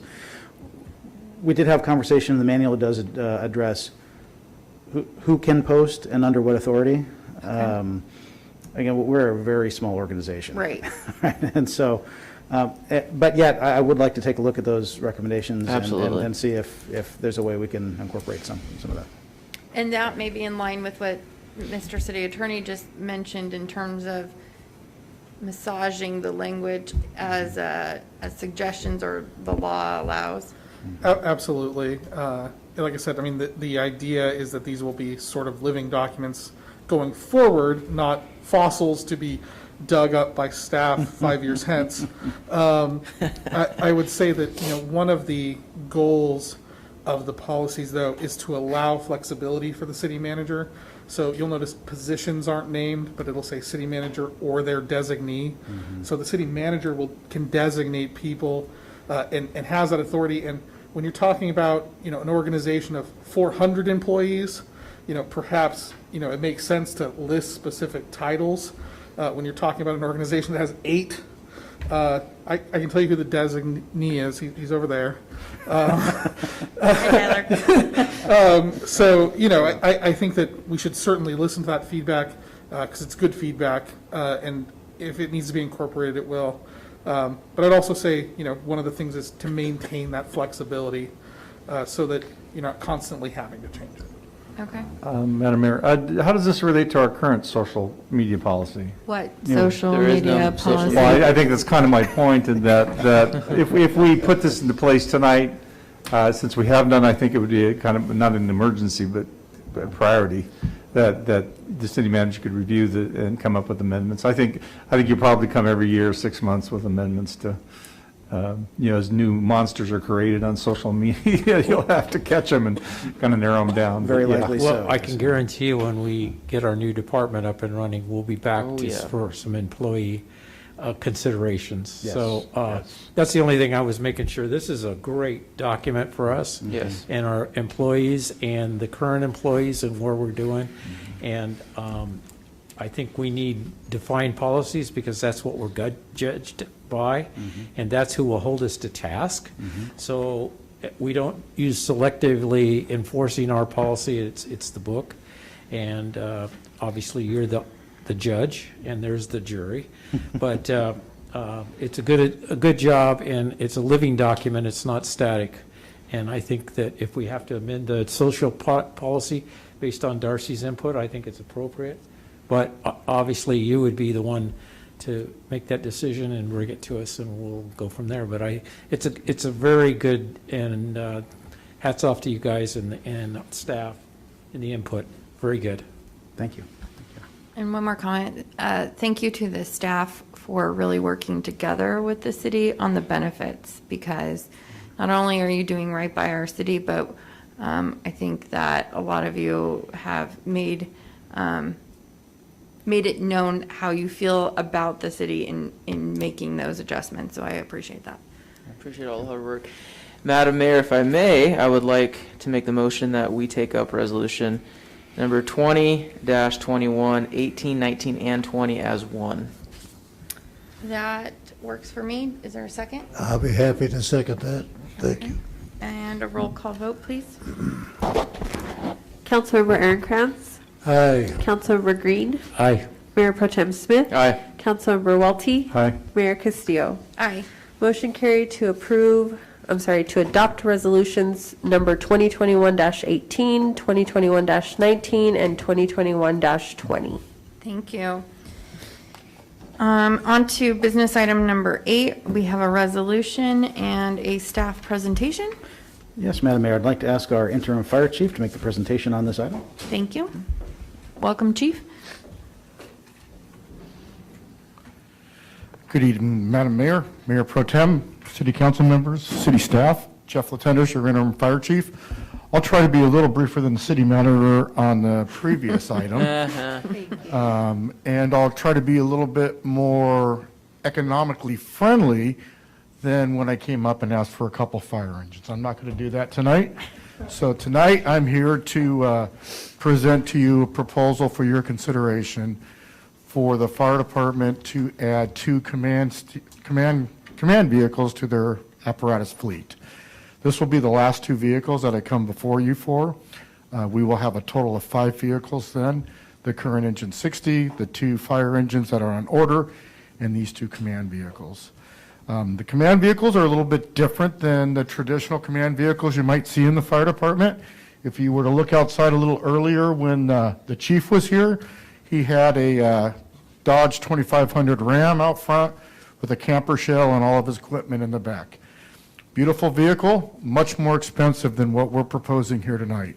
We're trying to be economical in this request, and we're also looking at the mission of our fire department and where we're going to go and what we're going to do.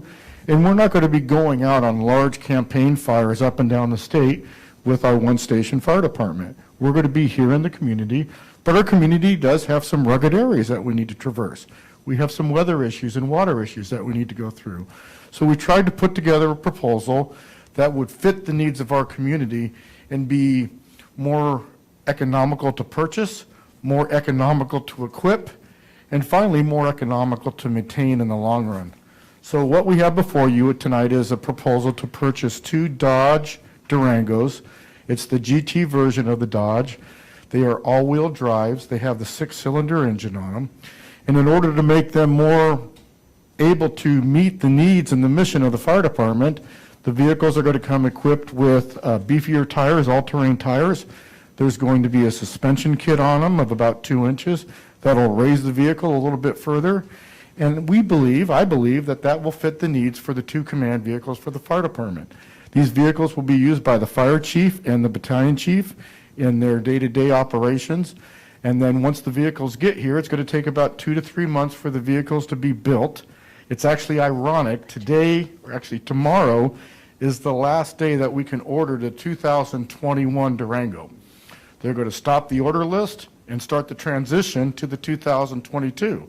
So there's going to be a gap of about 6 months before we could get in line again and the cost would increase. So it's actually perfect timing for us tonight. Once the vehicles get here, we'll have to get them equipped with lights and sirens and radios and computers and all the equipment. That'll be addressed in next year's budget. That'll take probably about another month to do, but we'll ensure by ordering them now that we'll have them ready for the January 1 start date for the new fire department.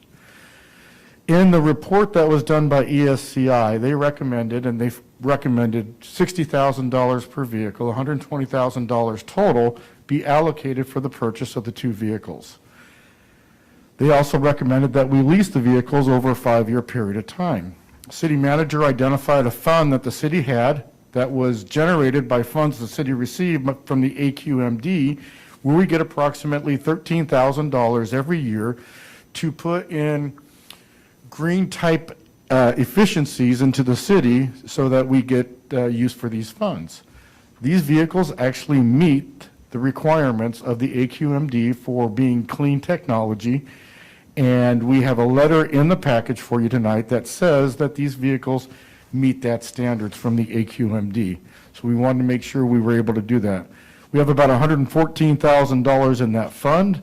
What we're asking tonight is about $98,282.93. I'm sorry, 92 cents to be allocated for the purchase of the vehicles. We went to a bidding process and we solicited bids from 3 different vendors. We had Lake Elsinore Dodge, we had Tuttle Click in Irvine, and we had an organization called the National Auto Fleet Group out of Watsonville, California, that we've actually utilized before in purchasing vehicles, and they're kind of a conglomerate to get the best pricing. They turned out to be the low bidder for the different vehicles, and so it's our recommendation that we would award the bid to National Auto Fleet Group of Watsonville.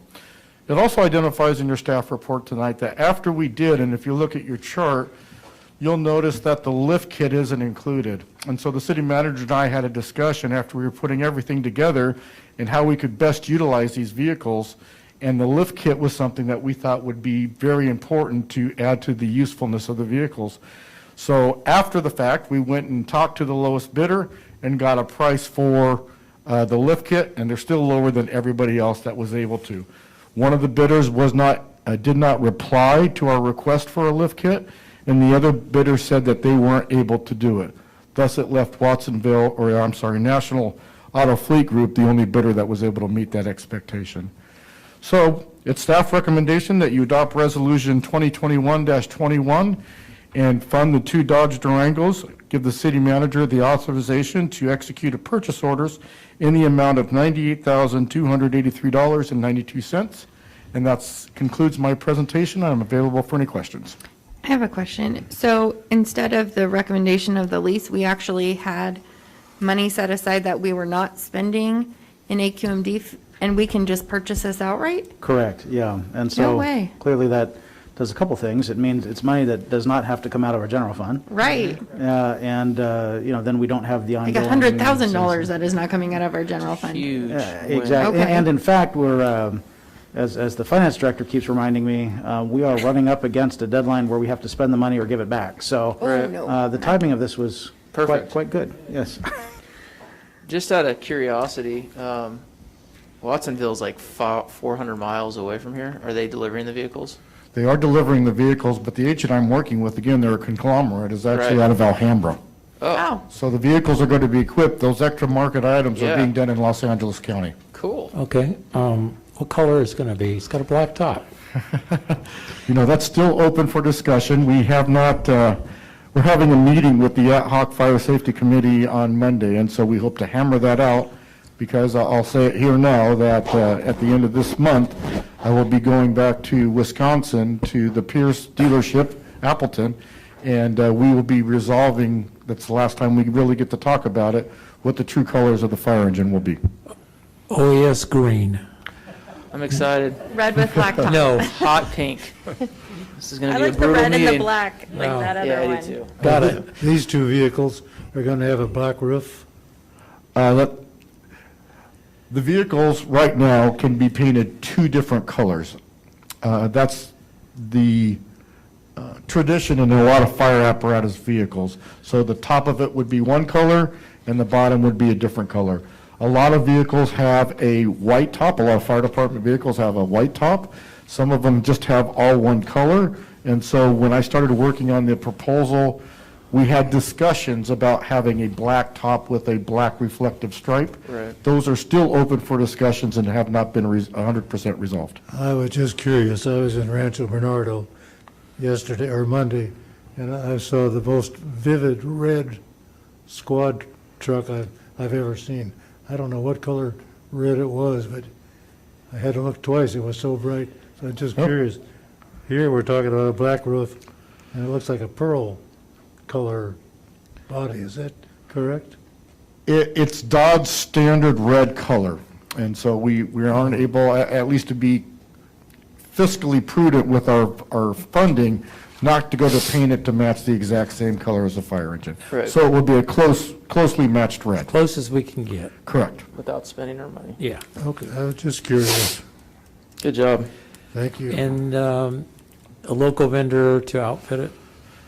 It's ironic, the local vendor is located about 2 miles outside of the gate. And so I've worked with the vendor before in my previous employment.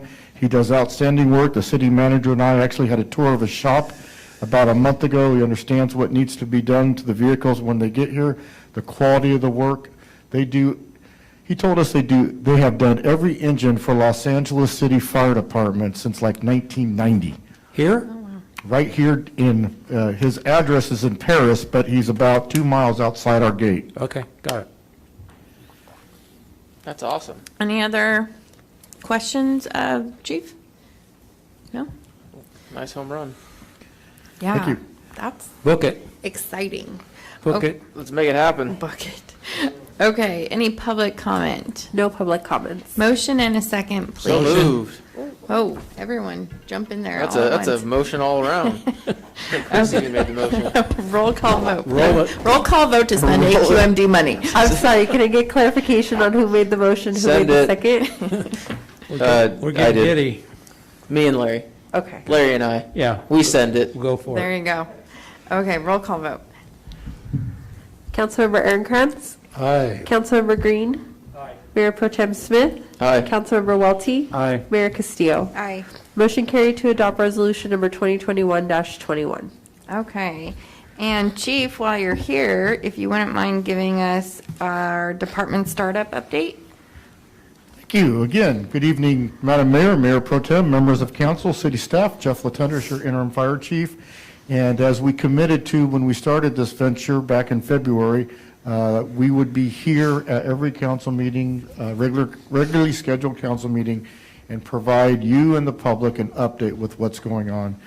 We are coordinating these updates with a press release, and so we will be releasing that information, almost the same information that I'm sharing here tonight with the general public, so that we're trying to stay in front of and control any rumors that may go on about what we're trying to do. So some of the things that we've been working on since we last met a month ago is, you may have seen it. Councilmember Green talked about it at one of our council meetings, and we've done it. A patch contest. We want community involvement. We want this to be their fire department. We want the community to have buy-in and be supportive and to look at us and say, that's the Canyon Lake Fire Department. At the end of the day, when we're all dressed up like firefighters, we're all going to look the same. And so how do we tell the difference between one department and another department? It's our patches. And so up there is our old Canyon Lake Fire Patch, back I believe when it was a volunteer fire department. And people could use that as kind of a starting point. It's got a rocker below it, and the rocker that we talk about is designed to identify who the paramedic of the fire crew is, and so that's what would be on there. And so we've released it for a period of time from April 1st to April 30th for anybody to go out there in the community and show us their talent and try to design our patch for us. Once we get all those submissions, then the Fire Ad Hoc Committee will take all those submissions, they'll look at them, and they'll pick the 5 top ones that they like. And then with those 5 top patch that have been selected, we're going to put it out to the community again. We're going to try to put it out on online, wherever we can, farmers market possibly, and we're going to let the public vote on which one of those 5 patches is going to be our new identifier for your fire department. So that survey is going to start, the instructions will start sometime in May, and we expect to have a decision that we can hopefully bring to you in the council meeting in June. So that's one of the things that we've been working on. Another item that has been taking a lot of our time, and we've talked a little bit about it tonight, is the budget. And so in order for the city to have an adopted budget for the fiscal year 2021-2022, this has to be ready by May. And so we have to do a lot of work so that you can approve a budget in June and it takes effect July 1st. So one of the most important things was developing a salary scale. You talked about it in the earlier item. In addition to the salary scale, you have to determine what all those benefits are, because all of those benefits have a cost to them. So we've been working on that. When the process started and the initial presentation from ESCI came out, the salaries were extremely low. And so the council gave some direction back to ESCI to make an amendment to the report and said, we'll take a look at what Calamesa's doing, take a look at what Cal Fire's at, and try to put something together in the middle. So we've tried to put something together in the middle. We've got to look at annual operating cost. What's it going to take for utilities, for water, for electricity, for computer paper, for printers? All that kind of stuff has to be factored in. Uniforms and our personal protective equipment. What we just approved of earlier tonight is our command vehicles, and then the outfitting of the command vehicles. Fire station improvements. We've walked the facility with a contractor. We've tried to get some ideas of how we can turn a traditional fire station into our new fire department headquarters. We just can't move in. Some work has to be done there. Capital items, one-time expensive, startup costs, computers, information technology needs, networking, phones, the applications that we're going to use on our computers for all the reports. So that has taken an extremely amount of time. We're probably 90% there in what we're getting. We're still waiting for some information to come back. And, you know, it's close. You know, we're doing okay on some areas, and there were some things that we're missing in other areas that we're going to present again to the Fire Ad Hoc Committee so that we can go through and prioritize our needs. Some of the startup items don't necessarily need to be done in year one. And so what we want to start doing is building a 5-year capital plan on how we can make investments and improve things and phase in some of the items we need. Some of the things like personal protective equipment, what we call turnouts, we can't wait for. We're going to have to buy those things right off the bat. So we're going to make that presentation next week. We've been doing a lot of networking. You know, I've met with 5 different fire agencies. I've been traveling all over the county, meeting with people, understanding how they do the fire business here in Riverside County, what works for them, building networks so that I have people that I can talk to, rely on, sharing information. The sharing of information is huge. It's going to make this job a lot easier because we're not going to recreate the wheel on every different item. So that networking is extremely important.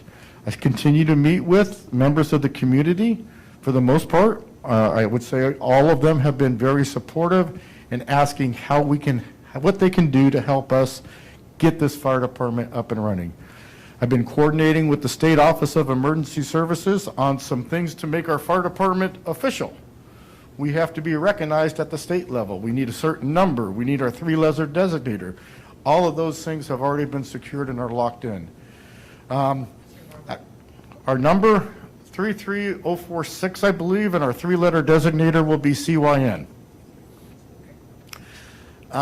City manager and I actually went out and toured the 3 different fire scenes that the chief talked about a little bit earlier. We talked about tactics. We talked about strategy. And I'll get into that in just a little bit. But, you know, we're spending our time out there seeing how fire impacts the community. I met with some training specialists. When we get our fire department ready, we're not just going to show up January 1st and say, okay, here we go, we're ready to go. There's going to take some preparation, learning our equipment, learning those fire engines. Those are $1 million investments, and we're not just going to turn people loose on them, so we've got to train to them. We're going to have new policies, just like City Hall has policies, and we're going to have to train to those policies, and we're going to have to onboard our people, and that all takes time.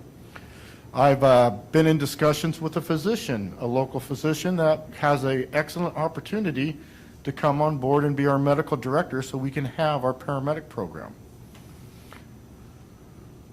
A lot of administrative work, working on the contract for repairing all these fire engines.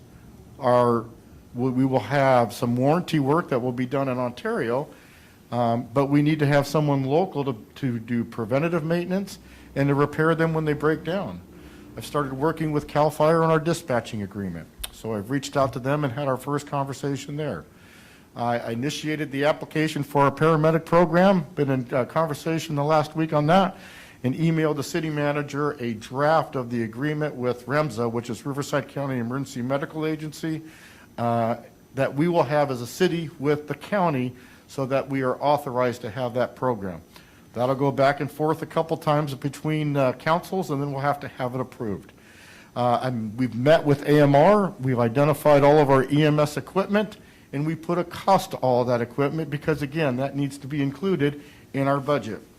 I've completed all the job descriptions and job announcements, so we'll be ready, hopefully, around August 2nd to start the recruitment process. We've met with the insurance service office representative, and we've, again, been assured that 1 year after the startup of our fire department, they will come back and evaluate our fire department. Our current rating, which we have been told by Riverside County, is a 3, will remain in effect until that 1 year when we get reevaluated. And we've developed a draft mission statement, our visions and our values for the new fire department. Uniforms. Well, that's part of our identity, part of our process. So we've worked to figure out what we're going to wear and what we're going to look at.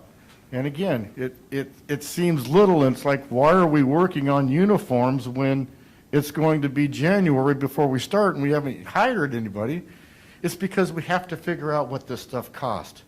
And believe it or not, it costs, just in our structural firefighter protective gear, about $2,500 a person to safely protect them with the equipment that's mandated. So that's what our uniforms are going to look at. We got coats, pants, helmets, boots, gloves, flashlights, and you got to repeat that for the wildland side. We're trying to be smarter even with our equipment. Our station boots are going to be dual certified, so they can work for our station wear and they work on a wildland incident. Our pants are going to be dual certified, so we can wear them around the station, and when we go on a brush fire, we just have to put on a coat. We don't have to put on the yellow pants that you see up there. So that saves money in buying 2 sets of everything, that we're able to use them for 2 different purposes. We talked about the recent fires, and the chief talked about them in his presentation. On the 6th, the 7th, and the 22nd, we had 3 different garage fires in the community. There was a great response from Riverside County. You know, we went out there and we saw the damage. We went out there and saw how they made the stop. We talked about how they had and why they had to do vertical ventilation or cut holes in the roof. And unfortunately, 2 firefighters, as the chief said, received minor injuries, about $900,000 in damage, but about $2 million saved, you know? So again, a great job. So Tyler and I were talking, and I mentioned it to the city manager. What can we do to bring awareness to our community about these fires? And so in the press release that will be going out at the end of the week, we've attached a golf cart safety flyer with that. Now we don't know exactly what caused the fires, but they all started in garage. And so we know there's a lot of golf carts here. And so it'll provide some simple information, some reminders on what people should do when they're servicing and charging their golf carts. It needs to be in a well-ventilated area. The charging of batteries, golf cart batteries like that, creates hydrogen. So you have to have it ventilated. If you had a CO detector in your house, and new houses are required to have them, but also old houses probably just have smoke detectors. If you have a CO detector in your garage, it's going to detect that hydrogen gas, and it's going to activate, and you're going to figure out what's going on. We don't have gas service here, but the hydrogen will activate those CO alarms and will serve a valuable purpose. So we want to try to install those CO detectors, and you got to remember that it's a gas and it's explosive gas. So if that CO detector goes off and you're charging your golf cart, you don't want to use an electrical appliance at that time, garage door opener. You would want to open the door manually. So this is information we're going to share. We want to be proactive with our public education and start addressing fires before they start and try to prevent those fires from occurring. So those are some of the things that we've been working on. Again, it's a busy couple months that I've been here, but as everyone already said today, the staff is amazing. We work hard, we work well together, and we are making progress. So that's my presentation, and I'm available for any questions. I went to the Women's Club meeting, and Captain Carter came and gave a presentation, and he indicated that the fires were the result of golf cart explosions at night. And so I'm so happy that this information is going out. And that would have been after the 6th and the 7th fire, because it was, what, the third week of the month or something? I think the one on Canyon Lake Drive was not a golf cart. It was behind a dryer, if I recall correctly, and that was a smaller fire. Oh, okay. But I believe that the one on Spray and the one on Gray Fox, from the information we're being told, is not confirmed, were results of charging problems with the golf carts. Right. He said, don't leave them plugged in when you're asleep. Yeah, that's one of the things that's on the form is only charge them while you're there. Kind of be watchful of the process while you're charging them. Have that CO detector in there if you can keep the garage open while you're doing it. But charging them overnight is probably one of the worst things you can do, because you're not really attentive to what's going on, and you could be asleep. Another good plug is, we just changed our clocks. Change your clocks, change your alarms, change your batteries in your smoke alarms. So another thing to try to get out there. I also saw on there that you had completed the job descriptions and applications. That's great news, because I was getting hit up by residents who were interested in applying to our fire department. So that's exciting. Yeah, we probably won't open the process until about August. But it's one of the things that I had to get checked off, and understanding what the benefits were. So as we identified the benefits, it was just right there to start putting them on the job descriptions and job flyers. Outstanding. Thank you. Anyone else have some questions or comments? Larry? That's a surprise. Right.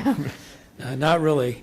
A couple of things, and I'm sure you're aware of it, but there is equipment on Engine 60 right now that is supposed to be ours. I believe some of the medical equipment and have they given an inventory of what's coming over or what's staying on 60, or are we getting a stripped rig? Because we own that rig. City manager and I met with the county fire chief, and it's his understanding that everything on that fire engine is 100% ours. They are looking into it and trying to verify that for us. Okay. The one item that is maybe a little bit questionable might be the paramedic monitor, and we're waiting to hear back from the county fire chief on that. And they're using Zoll, right? They are using Zoll, and what we're looking at purchasing for the new engine is a Zoll monitor also, and we anticipate going and piggybacking to AMR's purchase. They're currently using LifePak 15s. They are going to change all of their monitors throughout their entire fleet to Zolls, and we're going to participate in that group bid process. Okay. And our medical director, is he on board with somebody else already, or she? It's not confirmed, but one person that we are looking at is currently working for 2 different departments in the county. Good idea. Okay, because of our volume. Yes. Okay, thank you. You're welcome. Got a couple questions. How was the conversation with the county in regards to comms? How's that been going? It was very professional, very good. They explained to us exactly what it entails and what it covers. I had to identify what we're going to be increasing to our fleet so they could try to work on that. They hope to get a tour of their facility and a walkthrough of Station 60 so we can see how all the comms and everything work together. We've contacted our contract IT firm, and they also want to walk the site so that we can lock in any additional costs that they need to factor in. But I can say without question, all of our relations so far with with CAL FIRE, Riverside County Fire have been 100% professional, and they're trying to do what they can with us as we move forward. Perfect. Would you agree, sir? What frequency are they running on? I don't have that. I know they're still on high-band? VHF. They're not on I-band? They're not on the 800? They're not on the 800, no, sir. They're on VHF. Okay. And do we have interoperability? We will be on their frequencies. We will be using 100% equipment specified by them, purchased by us. They will do all the programming of all of our portable radios, mobile radios, and mobile data computers. We will be dispatched on their dispatch frequency and operate on their tactical frequencies. We won't have our own frequencies. Okay. Interesting. Okay. Anything? Yeah. Okay. Thank you. Any public comment on this? No comments. Okay. Clearly you haven't done anything, so awesome job. We appreciate you. Thank you, Chief. Much appreciated. Mr. City Manager, do you have any comments? Just a couple. We are neck deep in the budget process. It's going to be a big budget year for us next year. We've got a lot going on. A number of the agencies that give us information on what they plan to charge us are a little slow, delayed this year. So we do plan on bringing the first draft of the budget to the council at the May meeting. There may be some missing pieces that we'll have to put placeholders in the budget until we get that information from those agencies, but we should be pretty close. And so in May, the idea is to bring you the draft of what we're thinking, get any comments and feedback from the council, then go back and incorporate that feedback and bring you the final draft in June for council approval in time for the new fiscal year, July 1st. Briefly, a little update on COVID. I'm sure by now you know that as of today, Riverside County entered the orange tier, which is a much less restrictive tier. As a result, we believe that it is probably time for us to reopen city offices. We plan to reopen city offices starting on Monday. This evening, we will be sending a notice out. It looks like this, and talks about the fact that we'll be reopening on Monday the 12th. We will still have to follow some guidelines. The state of California will be maintaining the mask mandate, so masks will have to be worn inside City Hall, and we'll have limits to how many people can come in and be in any one office at a time. We will not require, but we will offer temperature screening and hand sanitizing stations should members of the public wish to utilize those. And we do plan on continuing to encourage residents to do business with the city virtually, submit plans virtually, utilize our website, our social media, and send us things via email, and also to use our Dropbox, which has been fantastic. The Dropbox is getting a lot of use. But that's exciting. We're happy to be opening city offices again. You may have also heard that the governor announced that by June 15th, there will be a total reopening. All restrictions will go away except for the mask mandate. The mask mandate will be with us probably for quite a while, but all the restrictions will go away. So we're going to kind of play it by ear, but right now the idea is to open the council chambers again to the public in May for the May council meeting with whatever restrictions are in place at the time. So for example, we're in the orange tier today.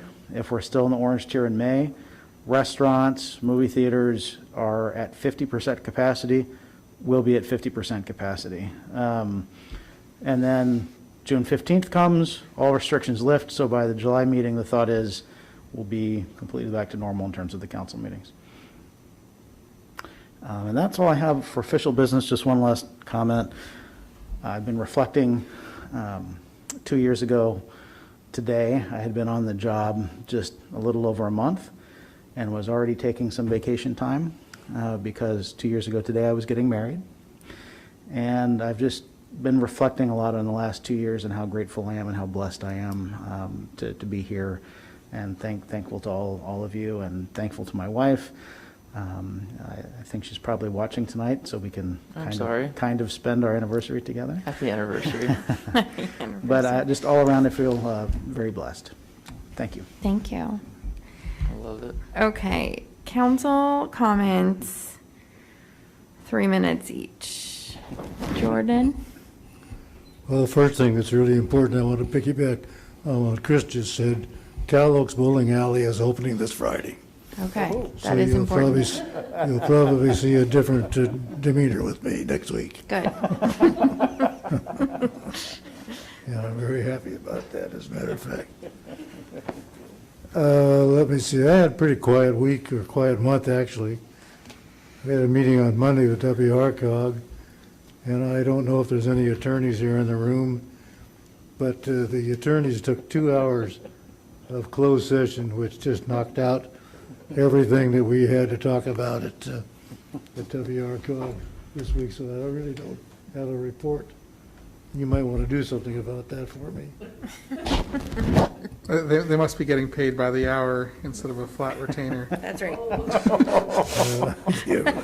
Okay. Touche. A couple of other quick items. I did have a Vector meeting earlier this month, and our manager of Vector was away at a conference, I think I told you last week, or last month, but he did leave out one important thing that he neglected to tell us, and that was that Texas has more mosquitoes than any other city, any other state, and less people than any other state, supposedly. So the mosquitoes are now biting the dogs. Thought that was quite a highlight. Okay, well, that didn't go over too well. But, This is sad. we did have a nice occasion. Anna and Mike and myself attended a retirement party for Grant Yates at the Diamond Stadium, and it was kind of like an old-fashioned drive-in movie theater. All the cars were parked out around the stage. They had various entertainment, and they brought food to the cars, and it was a nice occasion. we're certainly sorry to see Grant go, but it was a nice party, and I don't know if I'm permitted to allow staff to talk about this, but maybe Anna would like to add something to the party that we went to. Yeah, I think it was a great event. It was, I think it was very inspiring to see just how staff felt about their city manager. Grant was only with the city of Lake Elsinore for 8 years, which to me is not a very long time. But this event that they put together for him, it just was inspiring. His leadership and the way that they felt about him and the speeches and the things that they said about him, it makes you feel inspired and you want to lead like that. You want your staff to feel like that about you. So I walked away very inspired from that event. I thought it was great. We did provide a proclamation on behalf of the council. It just was a great event overall. The food was good. There was a little bit of a hiccup trying to get into the stadium. There was so many cars there, but it was truly a great event. I think the city of Lake Elsinore did a phenomenal job of putting that together, and I think we, just wish Grant a good retirement. So. I've let staff know that I expect speeches about me every Thursday. Well, this actually was a template for what we were going to be doing. Something you next year. Something you need to Next tell me. year. We're going next year. Yeah, ours will be drive up boats, not cars, so.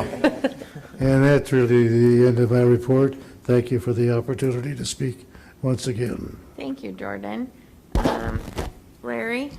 Yes, couple of things. The Emergency Preparedness Committee, I guess, has been meeting virtually and has reached out to talk to Mike and I as far as when things could start going. They've got some ideas on community preparedness and different things in the community because of COVID and other things. It's kind of been in abeyance, and there's things that need some maintenance. So we'll be working with that. I had an RCA meeting, executive meeting on April 5th. Obviously, the discussion right now is the MSHCP fees. The chamber is not so much about the fees for residential, but the commercial, industrial, and recreational use. They've got some proposals, even though the Nexus study is moving forward at a fast pace. 14 of the 18 cities have already almost in the complete implementation. Moreno Valley is the first out of the chute to finish theirs. If we haven't, they'll be reaching to us. RCA staff will be available to come to council to talk about the fees and how they are impacting our community and what will be expected. A couple of things. Ann Meyer is doing a great job as the executive director, which those who are on RCTC knows, and Natasha. We are still in pursuit of grants. Just as an example, we've got approximately the Endangered Species Act, Section 6 funding. We're getting $12 million with that. The Jurupa Mountain Conservatory, we get $14.7 million. Those are in grants. So they're actively pursuing federal and state grants. Both the state and the feds are up right now. The grant process, the feds issue the grant, they go to the state issues them out. So we don't get direct grants other than localized charities and funding. RCA is building a dashboard in conjunction with RTCTC to talk about the conservation efforts and its success. They're going to have it so you got a pull-down menu. You can go through different things if you're interested in that. And I believe I won't go much longer. The management crossover is working very well. Working on total organizational excellence. That's some of our benchmarks. They are looking for effectiveness and partnerships, and so that's the goal and how we push forward. And it looks like it's been a good marriage between us and the agency because both of us have complementary items for each other to help us move forward to complete the conservation plan. With that, that's all I got. Thank you. Thanks so much. Mayor Pro Tem Smith? Absolutely. Thank you so much, Madam Mayor. It's been a busy month. Got a few things I'm going to go over. I get the pleasure of sitting on SCAG, and SCAG is a big organization with a lot of government and a lot of information to give, so I try to take out some pieces that are interesting. Sitting on the Transportation Committee, we talk a lot about ways that California is trying to adapt to population, different growth in cities, how we're going to move cars from point A to point B. What's interesting is in California, when you look at pedestrians, in 2008, 2017, the most dangerous place to walk in the United States is Florida, and California ranks pretty high as one of the most dangerous places to walk in the United States. So we have some serious struggles ahead of us when it comes to LA, when it comes to San Diego, some of these populated states. So learning about transportation on that level has been very fascinating. But when we bring it back home, we look at some of the regional stuff that has impacted our commuters here in Canyon Lake. One of that is the I-15 freeway. Southbound is now open for the fast track, as some of us has probably seen, so that's moving in the right direction. One of the big projects that's coming up is the $49 million that's going to be spent on redoing one of the bridges on the Ortega Highway. This is going to be a nightmare for our commuters that commute into Rancho Santa Margarita, Orange County from Canyon Lake, because it's going to be a 4-year project. They're going to try to do most of it in the midnight hours, so that's when our chief drives home. So he'll be having to deal with those issues. So it's going to be an ongoing project. So those of you that take Ortega, and I know it's a lot of you in Canyon Lake, just be mindful of that work that's being done. They're not going to close the road, but they are going to be doing work on it. The other thing in regards to RTA, our buses, we're still working on the electrification project of 2030. As some of you know, Governor Newsom signed a bill moving forward that we become all electric by 2035, and this is the production of all vehicles in California. The same mandate is taking place for our buses. I know the chief's working really hard at coming up with the first electric fire truck for Canyon Lake, which is going to be required probably by 2040. But that's a process that we're trying to work through, and it's a struggle. COVID's obviously impacting the organization. Ridership is down. Lastly, I'll say that if there is any need that you have in regards to some of the road works that are being done in your commute, you can contact me directly, and I can kind of lay the land of what's happening. The big things that's going on is obviously the construction over by what is now the old Walmart, because the new Walmart opened up last week in Lake Elsinore, and that bridge exit is, I would probably say, about 60 to 70% done. There's been some delays because they had some problems with some footings, but that project is moving forward, and I think we're all going to be excited to see that thing open. Other than that, I am pleasure to be here, excited to be here. Thank you, Madam Mayor, for allowing me to give an update. Sure. Mayor, may I make a comment? Please. I was down in San Diego County over the weekend, and I just reflected on their transportation freeway systems and road systems and light rail is connected that county. You go into the far parts of the county and they've got light rail, they have got major arterials going north, south, east, and west. And I reflect when we come down and we hit the county line, we got 2 roads, the 215 and the 15, and the 91. It's a stark contrast in transportation compared between the 2 counties. I know this isn't really open for discussion, but I will say that what we're seeing, Larry, in regards to transportation, is we're so far behind the curve in Riverside County on preparing what's happening because of COVID and because of the change of how people are working from their homes. We're seeing, and you guys can see us in our real estate market, everyone's selling their property in Santa Barbara or the Bay Area, and they're coming to Riverside County because they can pay cash for these homes. But they're still going places. They're still commuting. They're still going out. They're still going to San Diego. And Riverside is seeing that impact. And unfortunately, the expansions that we've done on the 15 and the 91 is almost like it doesn't exist. And that's what's sad. And our toll rate has gone through the roof. To go from here to Orange County, it's $31 in rush hour. It's absolutely insane. And those numbers are just, you can't believe it. So you're looking at $60 there and back. If you want to take the toll roads, that's if you're leaving at 6 a.m., 7 a.m., right in the rush of it, and coming back at 4 or 5, right in the rush of it as well. So it's a big issue. It's a huge issue, and unfortunately, there's a lot of work that needs to be done. All right, thank you, gentlemen. Councilmember Welty. Yeah, I'd like to disagree with Councilman Aaron Krantz in his discussion about Texas. I will tell you, I grew up in Minnesota. The mosquitoes are bigger and there's more of them. It's like you're sitting there watching this cloud approaching you and you think it's rainstorms. No, it's mosquitoes. So I have to say, I'll tell you, our Minnesota mosquitoes will take your Texas mosquitoes on any day of the week. So, okay. Okay. You know, we had the policeman here tonight, you know, doing the presentation, and one of my concerns is I don't do a lot of Facebooking, but I will tell you one of the things I hear about most is, you know, I saw these people down there doing this. Why aren't the police there? I saw these kids down there doing that. Why isn't the community patrol there? I mean, it just seems to be maybe the number one repeated complaint that I see.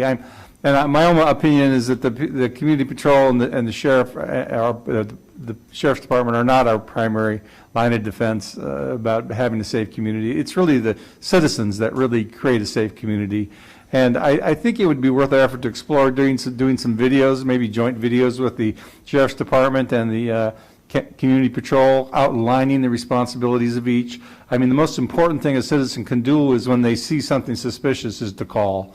And from what I read in Facebook, what they first do is they go on Facebook and complain, and that should not clearly be their first reaction. If they see something suspicious, they need to call the appropriate party, which normally would be the sheriff. But I think if we could get the two people to put videos, and every time somebody posted, you know what, why are those kids down there? Why isn't anybody doing about it? I'd post that video right behind that and say, here. If you're seeing it, here's who you call. And I think that would be a good outreach. I mean, Facebook communicates some things well and some things not well, but I think that's something that the pages could be responsible enough to put out there.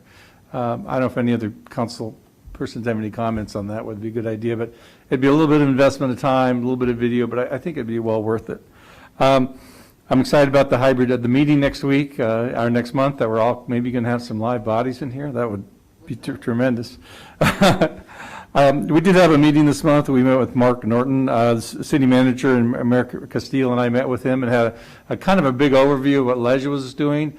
As far as the algae blooms this summer, we're probably going to be lucky because they're not pumping any water out of the lake. There's a good chance we will not see the algae blooms we've seen in prior years. But again, even if we see them, that they are out testing.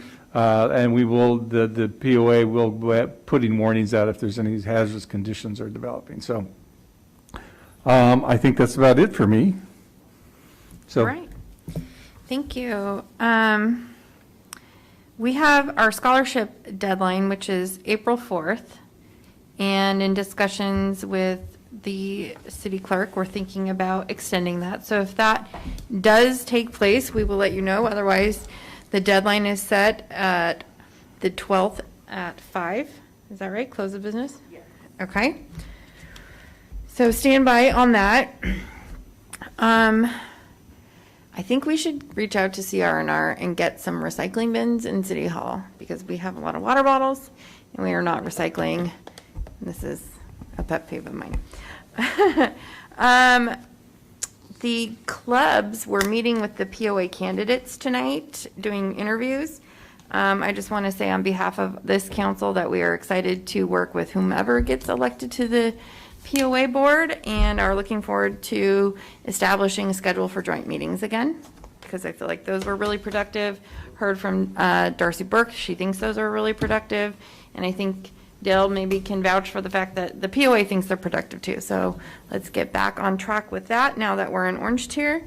And then I would just like to say congrats again to Citizen of the Month for April, Josh Stewer. Anything else?